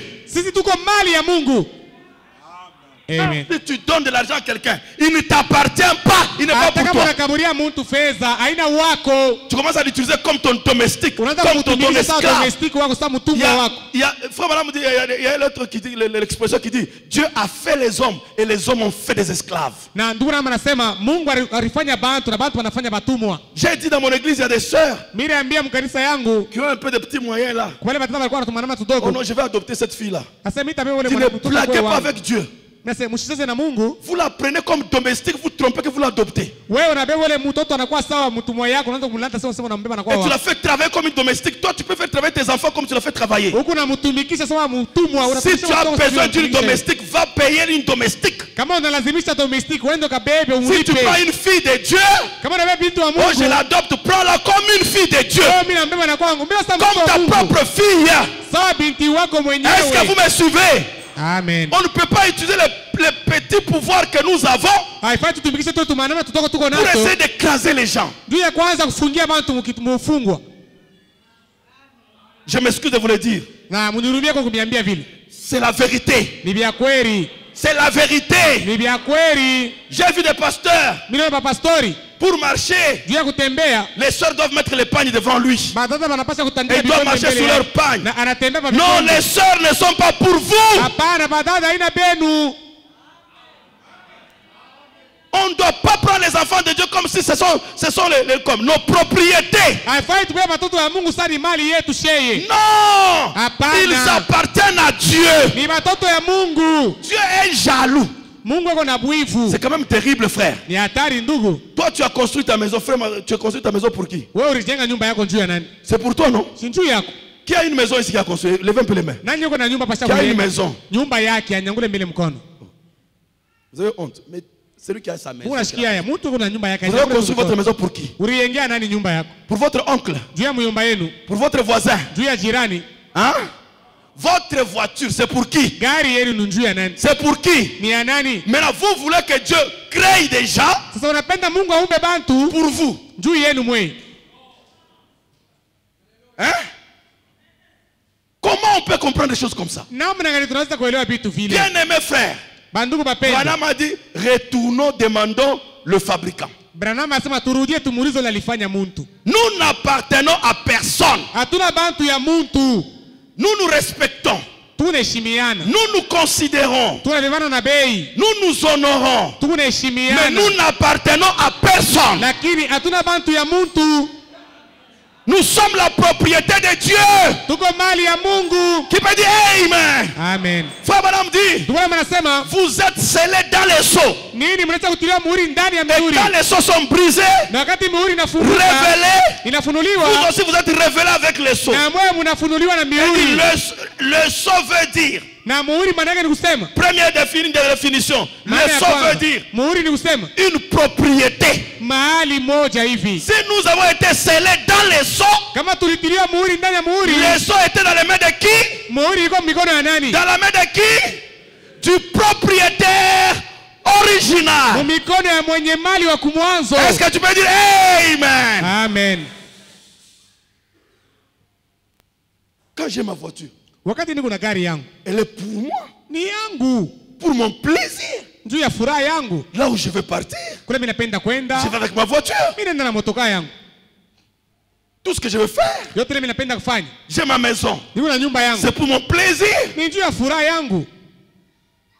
Pourquoi tu te fâches quand les voleurs viennent prendre tes histoires? Parce que tu n'as pas acheté ça pour eux.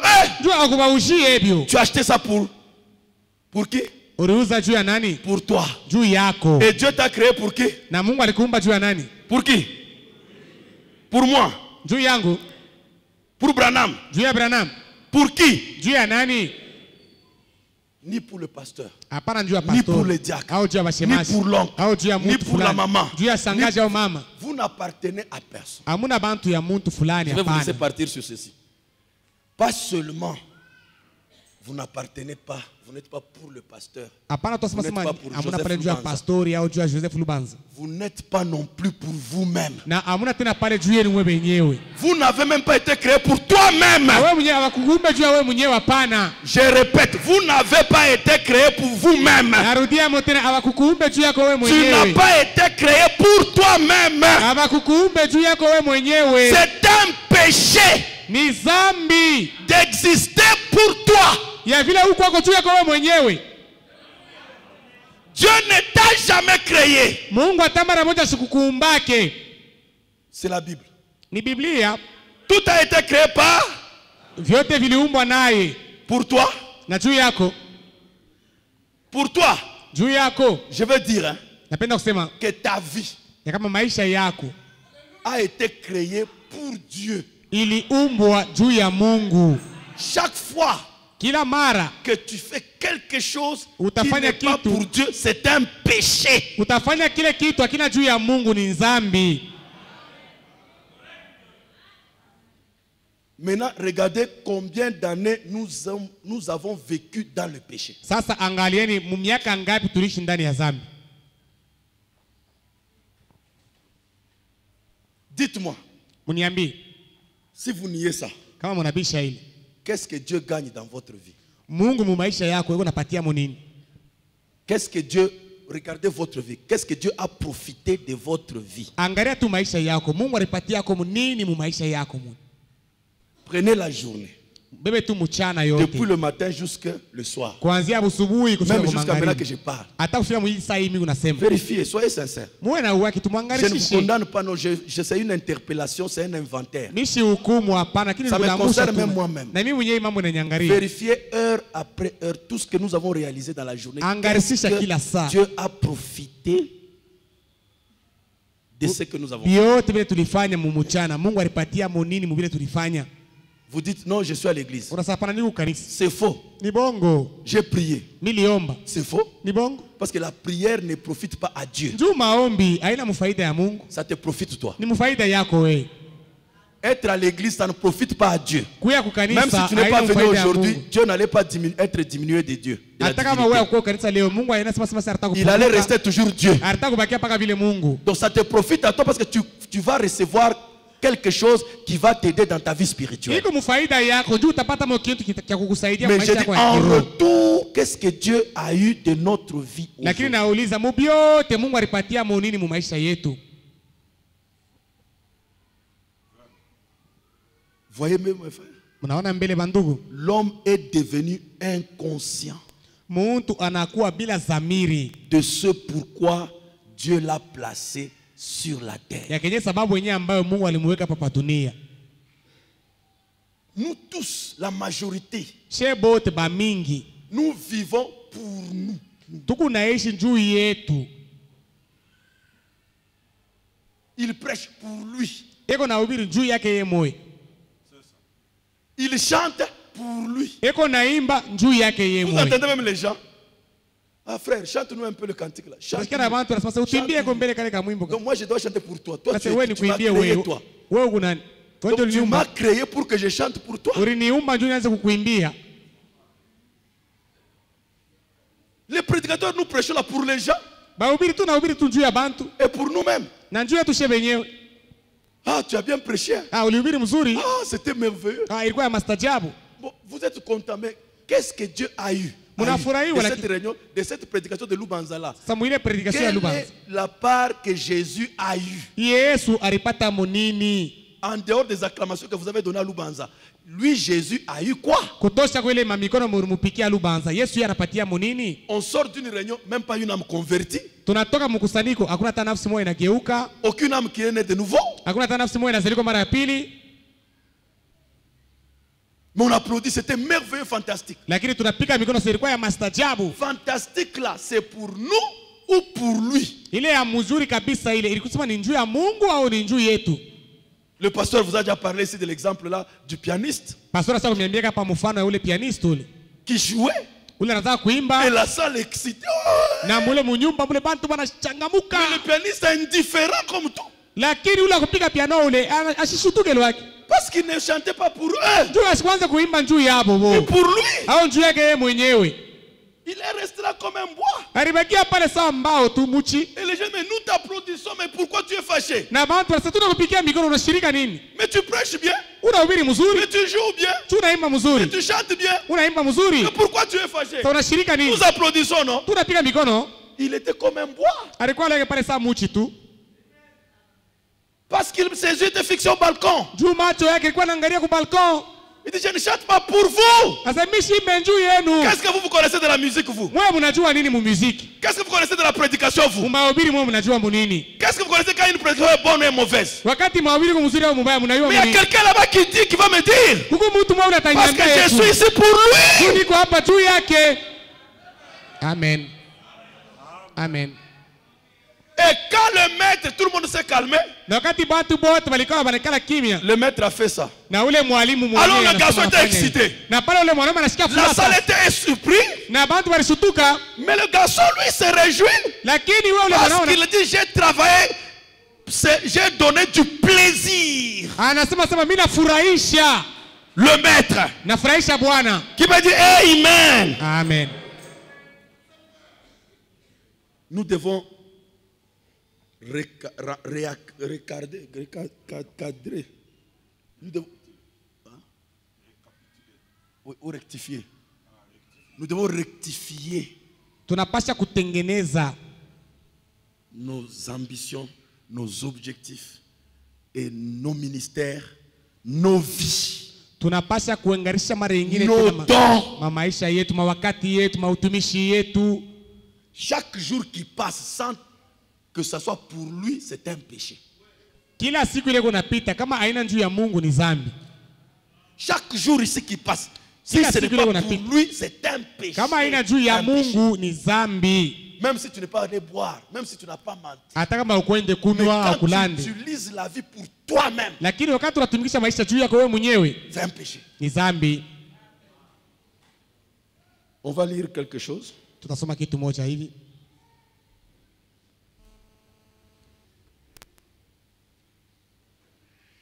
Apocalypse, vous connaissez cette écriture? Je sais. Unajua ile andiko Ufunuo.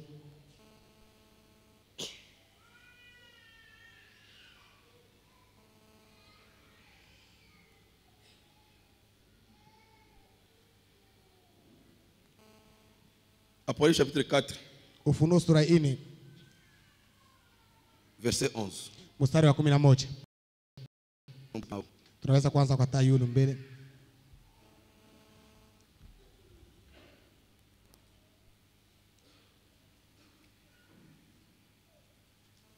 On peut commencer même au verset 8. Tunaweza kuanza hata mstari wa 8. Les quatre êtres vivants Viumbe ont chacun vilio- 6 ailes et ils sont remplis de Dieu, tout autour et au-dedans. Viumbe vilio hai ine kila mmoja na Ils mabawa ne cessent sita de na dire macho jour ile et nuit, kujana. Saint, Saint, Saint est le Seigneur Dieu. Abachoke kusema usiku na mchana, mtakatifu mtakatifu ni Bwana wa Le majeshi. Tout-Puissant qui était, qui est et qui vient. Mwenyezi mule alikuwaka eko na Quand kuja. les êtres vivants rendent gloire et honneur et action de grâce à celui qui est assis sur le trône, Wakati viumbe vilio hai vinaleta utukufu, heshima na à celui mashukrani qui vit au siècle des siècles, kwa yule mwenye ukienda pakiti cha enzi les mwenye kuishi milele na 24 milele. vieillards se prosternent Wazee 24 wanainama devant celui qui est assis sur le trône. mbele ya yule mwenye ukienda pakiti ya enzi. Et ils adorent celui qui vit au siècle des siècles. Na yuko na abudu yule kunaishi milele na milele. Ils jettent leur couronne devant le trône en disant, Banatupa mataji yao mbele ya kiti cha enzi na kusema, voyez-vous, ils prennent leur couronne, mnaona banabeba mataji yao, leur couronnement, taji yao, leur récompense, malipo yabo, la gloire qu'ils ont reçue. ile utukufu wao walipokea. Quand on dit non, non, non, je ne suis pas digne. Wakati wao wanasema On hapana, n'est pas, mimi ils prennent sistahili, les couronnes, ils jettent ça, anakamata taji anavuna na tupa, ils remettent ça. anarudisha hayo. Donc ils refusent les couronnes qui leur ont été données, ils remettent ça à l'agneau. Ni kusema banakatala mataji ile walibakabulia, Et banarudisha dit, kwa tu mwana es kondoo. digne, Asema ni wewe unastahili notre Seigneur Bwana Mungu et wetu notre Dieu, na Mungu de wetu recevoir ya kupokea la gloire utukufu et l'honneur na heshima et la puissance. na uwezo, Car kwani tu as créé toutes choses uliumba vitu vyote et c'est par ta volonté qu'elles existent. Na ni kwa mapenzi yako ndio vitu hivi vikwako. Et qu'elles ont été créées. Na viliumbwa kwa ajili ya mapenzi yako. Le français ne dit pas bien ce qui a été dit. Na mkifransa abaseme mzuri kabisa vile walisema. Mais je vais utiliser l'anglais pour que vous compreniez. Lakini mimi nitatumia Kiingereza ndio mpate kuelewa. Parce que souvent c'est comme ça les traductions là. Il y a des traductions qui parlent bien et d'autres qui ne donnent pas une bonne. Lisons dans le même Apocalypse.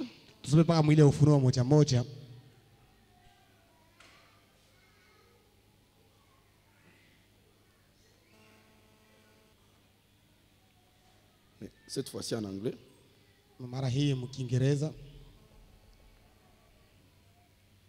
Il dit ceci.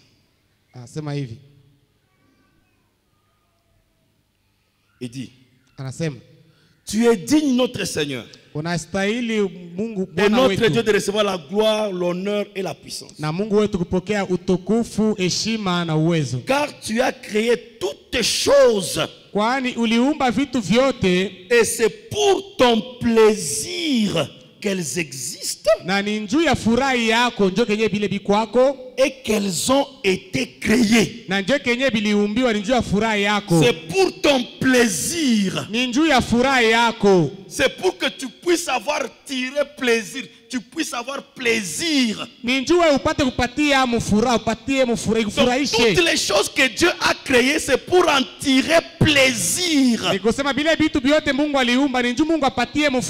Nous n'avons pas été créés pour notre propre plaisir. Nous n'avons pas été créés pour nous plaire à nous-mêmes ou plaire aux hommes. Paul dit que si je plais aux hommes, je ne serai pas serviteur du Dieu vivant. Et donner plaisir à Dieu, c'est ça même l'essence de l'homme. Dieu, quand il vous a créé, c'est pour son plaisir. Et donner plaisir à Dieu, c'est ça la base du christianisme. Sans la foi, nul ne peut donner plaisir à Dieu. Tu peux dire Amen. Enoch fut enlevé. Parce qu'avant son enlèvement, il reçut un bon témoignage qu'il a plu à Dieu. Tu peux dire Amen. L'enlèvement que vous attendez, vous ne serez pas enlevé si votre vie n'a pas donné du plaisir à Dieu, comme Enoch a plu à Dieu. Tu peux dire Amen. Vous êtes sur la terre pour donner du plaisir à Dieu. Comme l'homme a oublié pourquoi il était sur la terre. Qu'il était sur la terre pour plaire à Dieu. Et non pas se plaire à lui-même.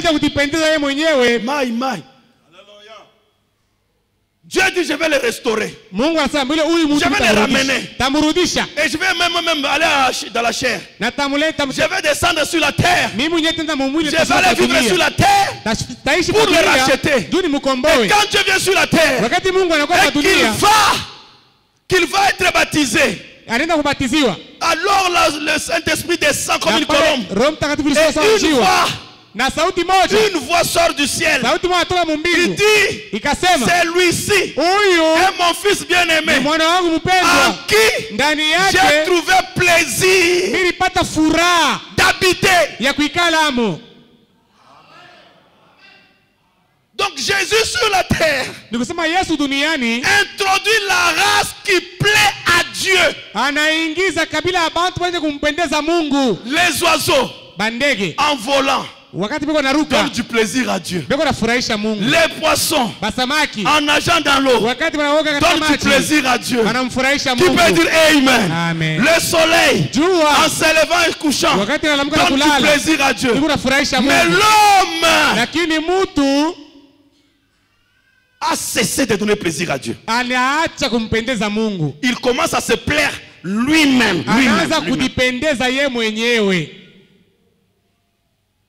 Nous devons cesser à partir d'aujourd'hui. Tunapaswa kuacha kuanzia leo. Frère Branham dit ceci. Ndugu Branham anasema hivi. Oh là là. Attendez, écoutez. Frère Branham dit ceci. Ndugu Branham anasema hivi. Vous aimez le prophète? Unapenda nabii? N'est-ce pas? N'est-ce pas? Amen.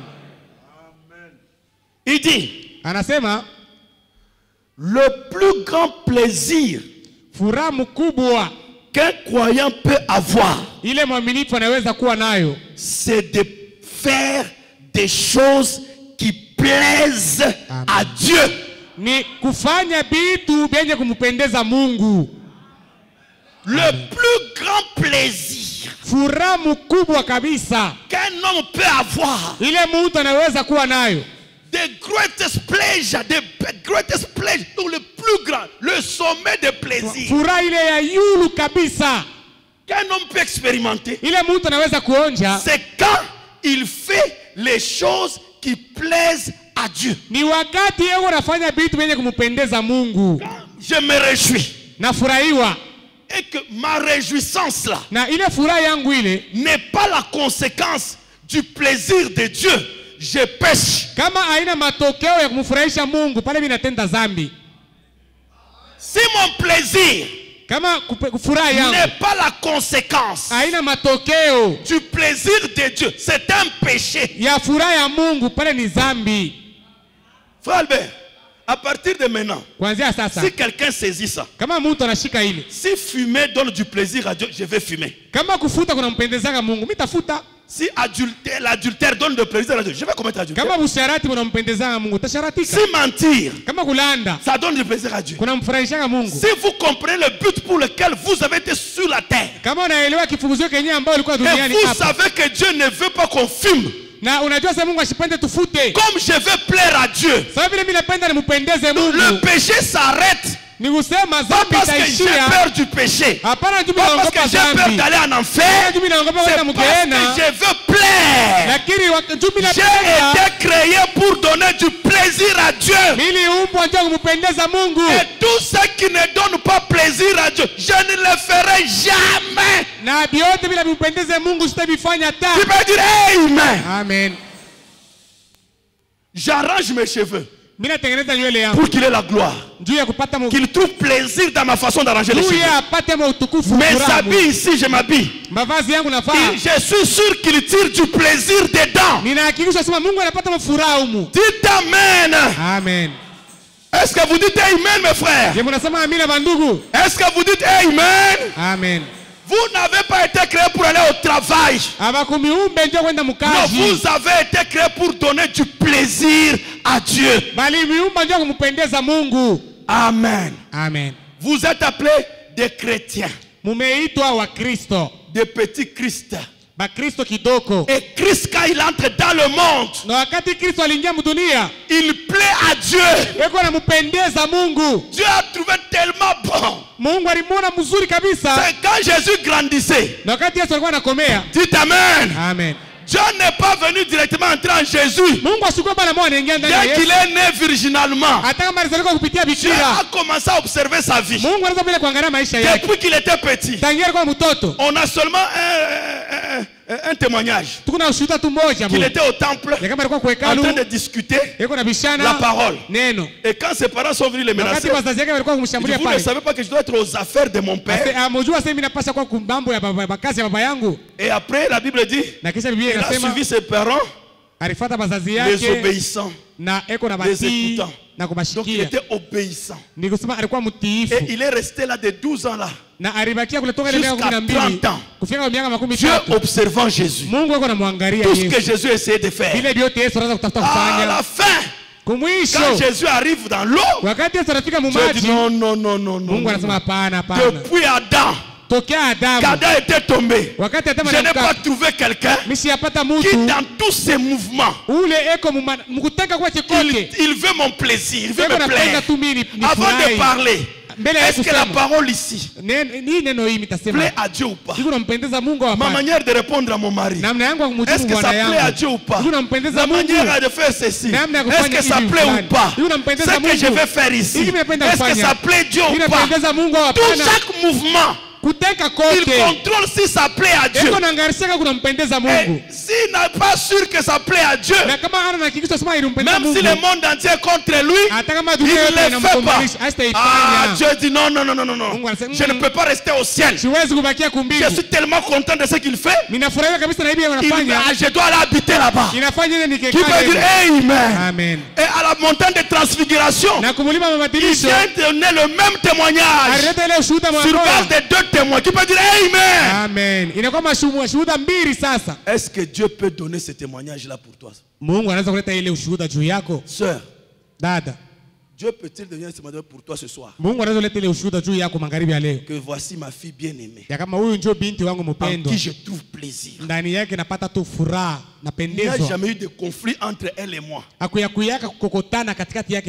Tout ce que j'ai dit, c'est ça son problème. Elle me met devant tout. C'est moi qui suis là. Frère, est-ce que tu peux avoir ce témoignage-là ce soir? Que Dieu n'a pas de tiraillement avec toi. Que tout ce que tu fais lui plaît. On commence à vivre même d'une manière autre. Même s'il faut mentir, il faut mentir. On ne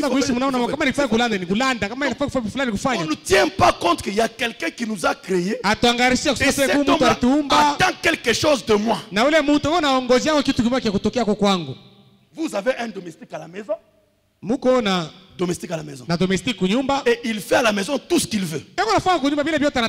Vous serez content, n'est-ce pas? Il prend ses chaussures, il met sur votre lit. Vous le trouvez à 10 heures avec ses pieds sur la table et mains croisées. Et il demande à votre fille, amenez-moi le coca. Et vous, le patron, vous êtes content. Ah, j'ai un bon domestique. Vous êtes là, vous ne pouvez pas supporter ça.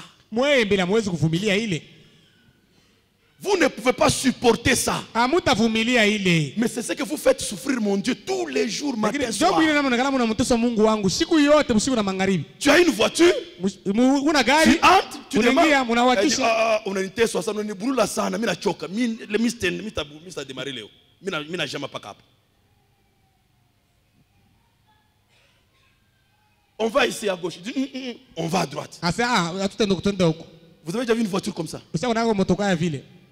Mais vous êtes des voitures comme ça. Vous allez là où vous voulez, pas là où Dieu veut que vous allez.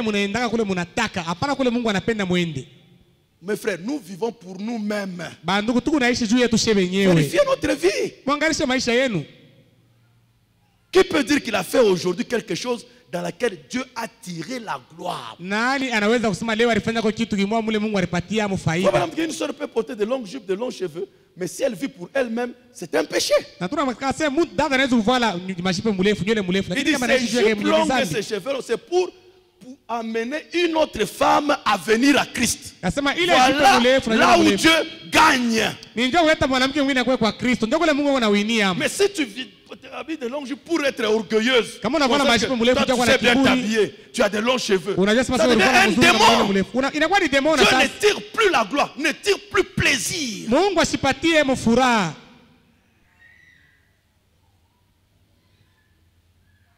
On a oublié ce pourquoi nous avons été placés sur la terre. Que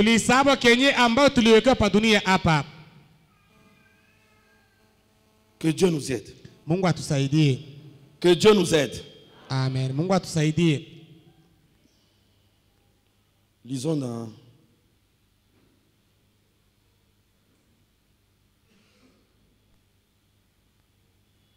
Lisons dans 1 Corinthiens. Tusome katika Wakorintho wa kwanza.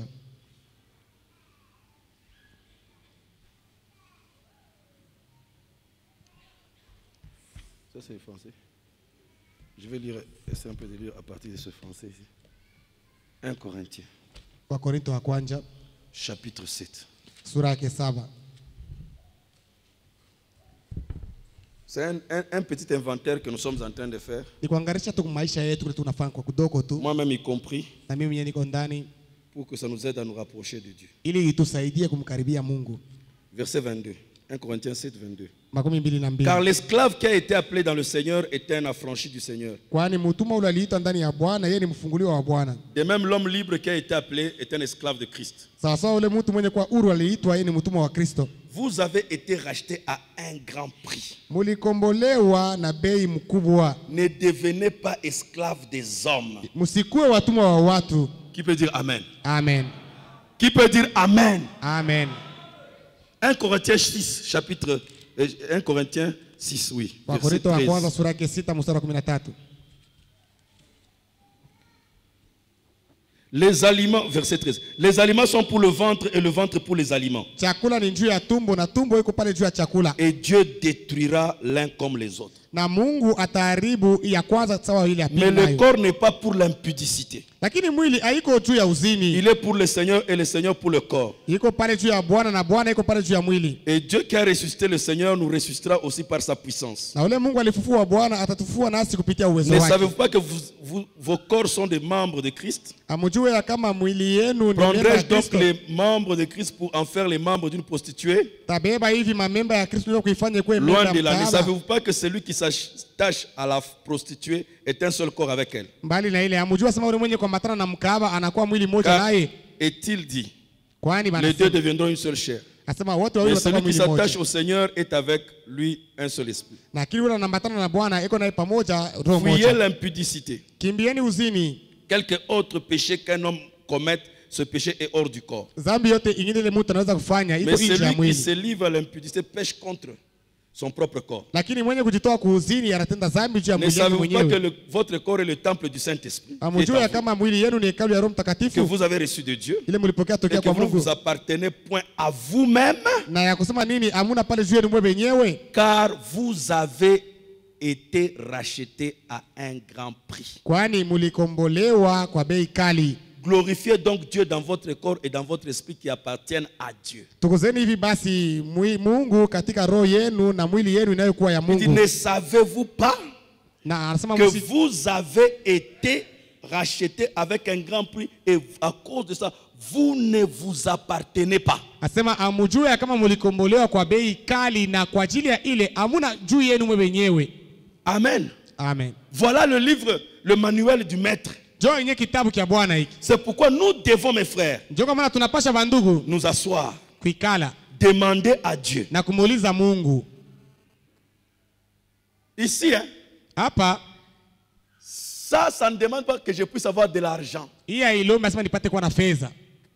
Quand on s'est fixé des objectifs, oh non, Seigneur, si tu me bénis avec beaucoup d'argent, alors je te servirai. Wakati tulijikabulia vifukuzio sema Mungu kama unanibariki tuna fedha ya mingi pale nitakutumikia. Ça, ce sont des faux objectifs qu'on s'est fixés. Ila ni vifukuzio vya bongo mbele C'est tulijiwekea. pourquoi quand tu as eu $1000, Wakati tulipata ile $1000, dis Seigneur, c'est pas suffisant, ajoute encore. sasa Bwana ayene unyongezee iko. Si ça me met 10 000, alors je vais faire. Kama inafika tu 10,000 Quand tu as eu 10 000, wakati tunapata non 10,000, Seigneur, c'est pas encore 100 000. sasa Bwana ayene Donc, 100,000. Dieu vous ajoute l'argent, vous n'arrivez pas à servir le royaume comme promis. Eko na kuongezea mbakuta wewe unashinda kutumikia ufalme vile Parce que unataka. votre objectif est faux. Juu kifukuzio kenu ni kia bongo. Mais l'objectif doit être d'abord, Seigneur, le royaume.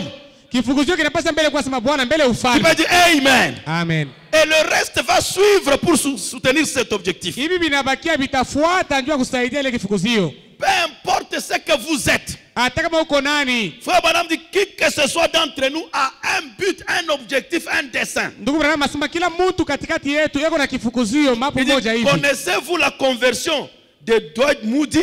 Asema mnajua kugeuka kwa Dwight Moody? Il y avait une petite femme Kulikuwa mwanamke mmoja mdogo qui nettoyait les habits. anataka kufula mavazi. Mais avec un message de Dieu sur son cœur de faire quelque chose pour Dieu. Lakini alikuwa na ujumbe mmoja wa Mungu yule ya moyo wake sasa Elle atamfanyia a Mungu fait des kitu. petites économies. Alichungia kwa tumafeza yake Elle a kidogo loué une table quelque part. na aliluwe fasi moja ya banyama fasi moja hivi Et elle a invité un ministre pour venir et prêcher. na aliita mhubiri moja akuye ndio kuhubiri Et personne n'est venu dans cette réunion. na hakuna hata mtu moja alikuwa mwile kusanyiko ile. Seulement un petit vieux garçon comme ça. Ni paka tu hivi kijana mmoja mwanaume kidogo hivi Avec des cheveux qui tombaient sur son cou. na nywele ilikuwa sasa kuanguka mule mshingo yake. Avec la salopette de son père sur lui. Alikuwa sasa salopeti ya baba yake Et il est entré là-bas. na aliingia mule Il s'est agenouillé alitwanga magoti ce soir-là à l'hôtel. ile magharibi ile kule kwa madhabahu. Dwight Moody. Dwight Moody. Dwight Moody. Dwight Moody Qui a envoyé alipeleka la moitié d'1 million d'âmes à Jésus-Christ. kipande ya milioni ya manafsi kwa Yesu Kristo. Cette femme-là Ule mwanamke ule avait quelque quelque chose à faire. Alikuwa na kitu kia kufanya. C'était pour un dessein, un but, un objectif. Ilikuwa njoo kifukuzio mwa fulani. Elle a été fait une lessiveuse pour un but. Bari mfanya wa kufula mavazi njoo kifukuzio kimoja tu. Alors il dit, na anasema, ne méprisez pas là où Dieu vous a placé. Hapana kudharau pa ile fasi Mungu alikuweka. Mais servez votre dessein là-bas. Lakini tumikia kifukuzio chake pale. Il vient un jour de grande victoire. Kuna kwa siku moja ya ushindi mkubwa. Qui peut dire amen? Amen. Qui peut dire amen? Amen. Dwight Moody, il a envoyé 1 demi-million d'âmes. Alipeleka kipande cha milioni ya manasi. Mais la gloire là va où? Lakini ile utukufu inaenda wapi? J'ai cette sœur là. Kwa ule dada ule. Une vieille sœur. Dada tu mwe mzee. Elle avait sur son cœur faire quelque chose pour le royaume. Pamoja yake alikuwa na kitu kimoja kufanya juu ya ufalme. Et mes frères, asema ndugu, cette réunion là, ile kusanyiko hili, si c'était de nos jours, kwa ni masiku yetu ya leo, on allait dire que c'est une réunion qui a échoué. Tulipaswa kusema ile kusanyiko inashindwa. Il n'y a pas eu de gens à la réunion. Bata wakuwa kumusanyiko. Campagne d'évangélisation. Campagne d'évangélisation. Un seul croyant sort, un seul monsieur vient. Dwight Moody. Vous regardez, mais ça c'est quelle réunion? Mais Dieu, lakini Mungu savait que c'était important devant ses yeux. Cette femme-là peut-être ne savait pas écrire. Peut-être ne savait pas lire. Mais sur son cœur, un objectif. Ma soeur, mon frère, ne méprise pas ce que Dieu a fait de toi. Tu es important, c'est pourquoi Dieu t'a créé. Dieu t'a créé pour jouer un grand rôle dans le royaume. Est-ce que vous pouvez dire Amen? Amen. Vous pouvez dire Amen? Amen. Vous avez été créé pour Dieu. Oubliez-vous d'abord toutes nos souffrances. C'est parce que nous voulons vivre pour nous-mêmes. Nous voulons nous plaire nous-mêmes. Mais si vous comprenez à partir d'aujourd'hui que ma vie c'est pour plaire à Dieu, ah frère, je passerai même les douleurs avec joie. Parce que si mes douleurs ça lui fait plaisir, alors je serai content de vivre ces douleurs. Qui peut dire Amen? Amen. Ah, vous êtes un peu scandalisé parce que j'ai des douleurs? Non frère, vous voyez des gens têtus comme nous. Pour que Dieu vous travaille, ce n'est pas avec des petits burins. Vous voyez dans le marbre, hein? Il y a des endroits faciles à taper. Tu prends un petit burin, tu le tchoum. Les morceaux de marbre sautent. Il y a des morceaux de marbre durs. C'est ça les Joseph Lubans. Alors quand Dieu veut travailler, parce que lui il veut voir son image. Il prend le gros burin là. Et le gros marteau là. Comment quelqu'un peut souffrir comme ça? Même si toi tu as pitié, Dieu est content. Avec le coup là, maintenant le morceau là est sorti. Voilà, je commence à apparaître. Qui peut dire Amen? Nous avons été créés pour lui donner plaisir. Même si je passe par les douleurs, même si je passe par les souffrances. Un frère me dit à la fin, toi tu viens d'enterrer ton petit frère et puis tu vas prêcher encore la convention toutes les réunions seul. Même pas 2 jours. Je lui ai dit, même si c'est moi-même qui meurs, je vais mourir derrière la chaise.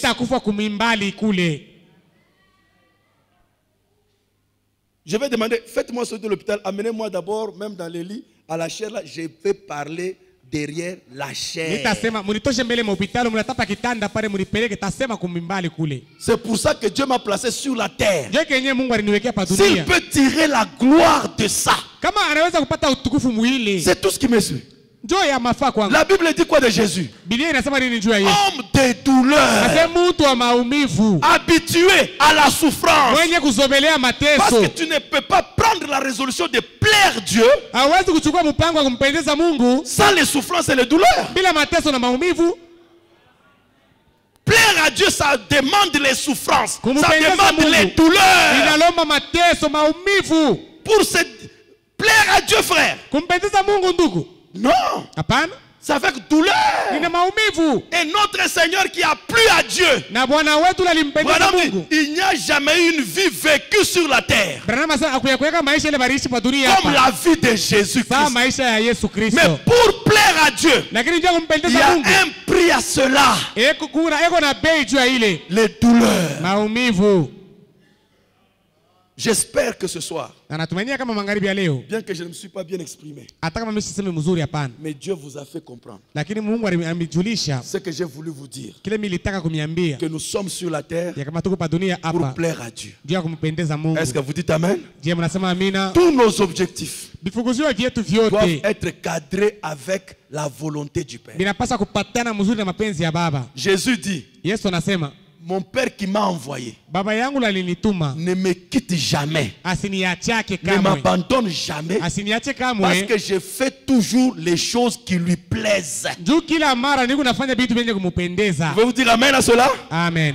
Dieu ne me quitte pas parce que je fais des choses qui lui plaisent. Quand Enoch a plu à Dieu, Dieu l'a enlevé. Quand Élie a plu à Dieu, Dieu l'a enlevé. Quand Jésus a plu à Dieu, Dieu l'a enlevé. S'il y aura des gens qui seront enlevés à la fin des temps, ça sera sur le même principe. Plaire à Dieu. Que Dieu vous bénisse.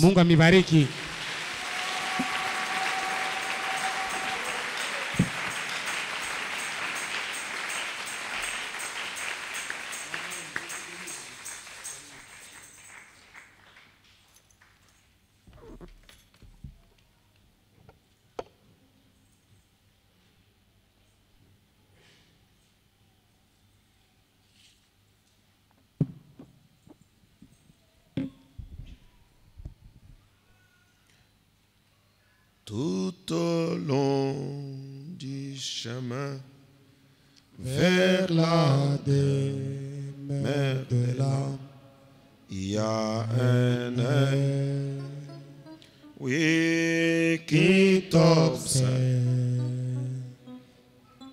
Ses grands œil est ouvert sur chaque pas que tu fais. Il y a un œil, oui, qui t'observe. Jésus, il t'observe. Il t'observe. C'est vrai, il t'observe. Mon frère, et chaque jour au chemin que tu prends, c'est vrai, il t'observe. Jésus, il t'observe. Cet œil qui voit toutes choses de ce vie. En plein vol, et sois sur le droit chemin, il y a un œil, oh, qui t'observe. Dieu te dit, ne prends pas la voie de l'ennemi. Un œil qui t'observe. Jésus, il m'observe. Il t'observe. C'est vrai. Il t'observe. Toi, et chaque jour au chemin que tu prends, mon Seigneur, il t'observe. Jésus, il t'observe. Alléluia. Cet œil qui voit toutes choses de ce vie. Vise chaque fois le but. Vise chaque fois le but. cette main. Maintenant, Il y a un œil qui t'observe. Ne t'en détourne point. Ne t'en détourne point Pour les présents royaumes. il y a un œil. Qui t'observe. Jésus, il t'observe. Il t'observe. Levons-nous. Usimame. Il t'observe. Une veille chaque jour.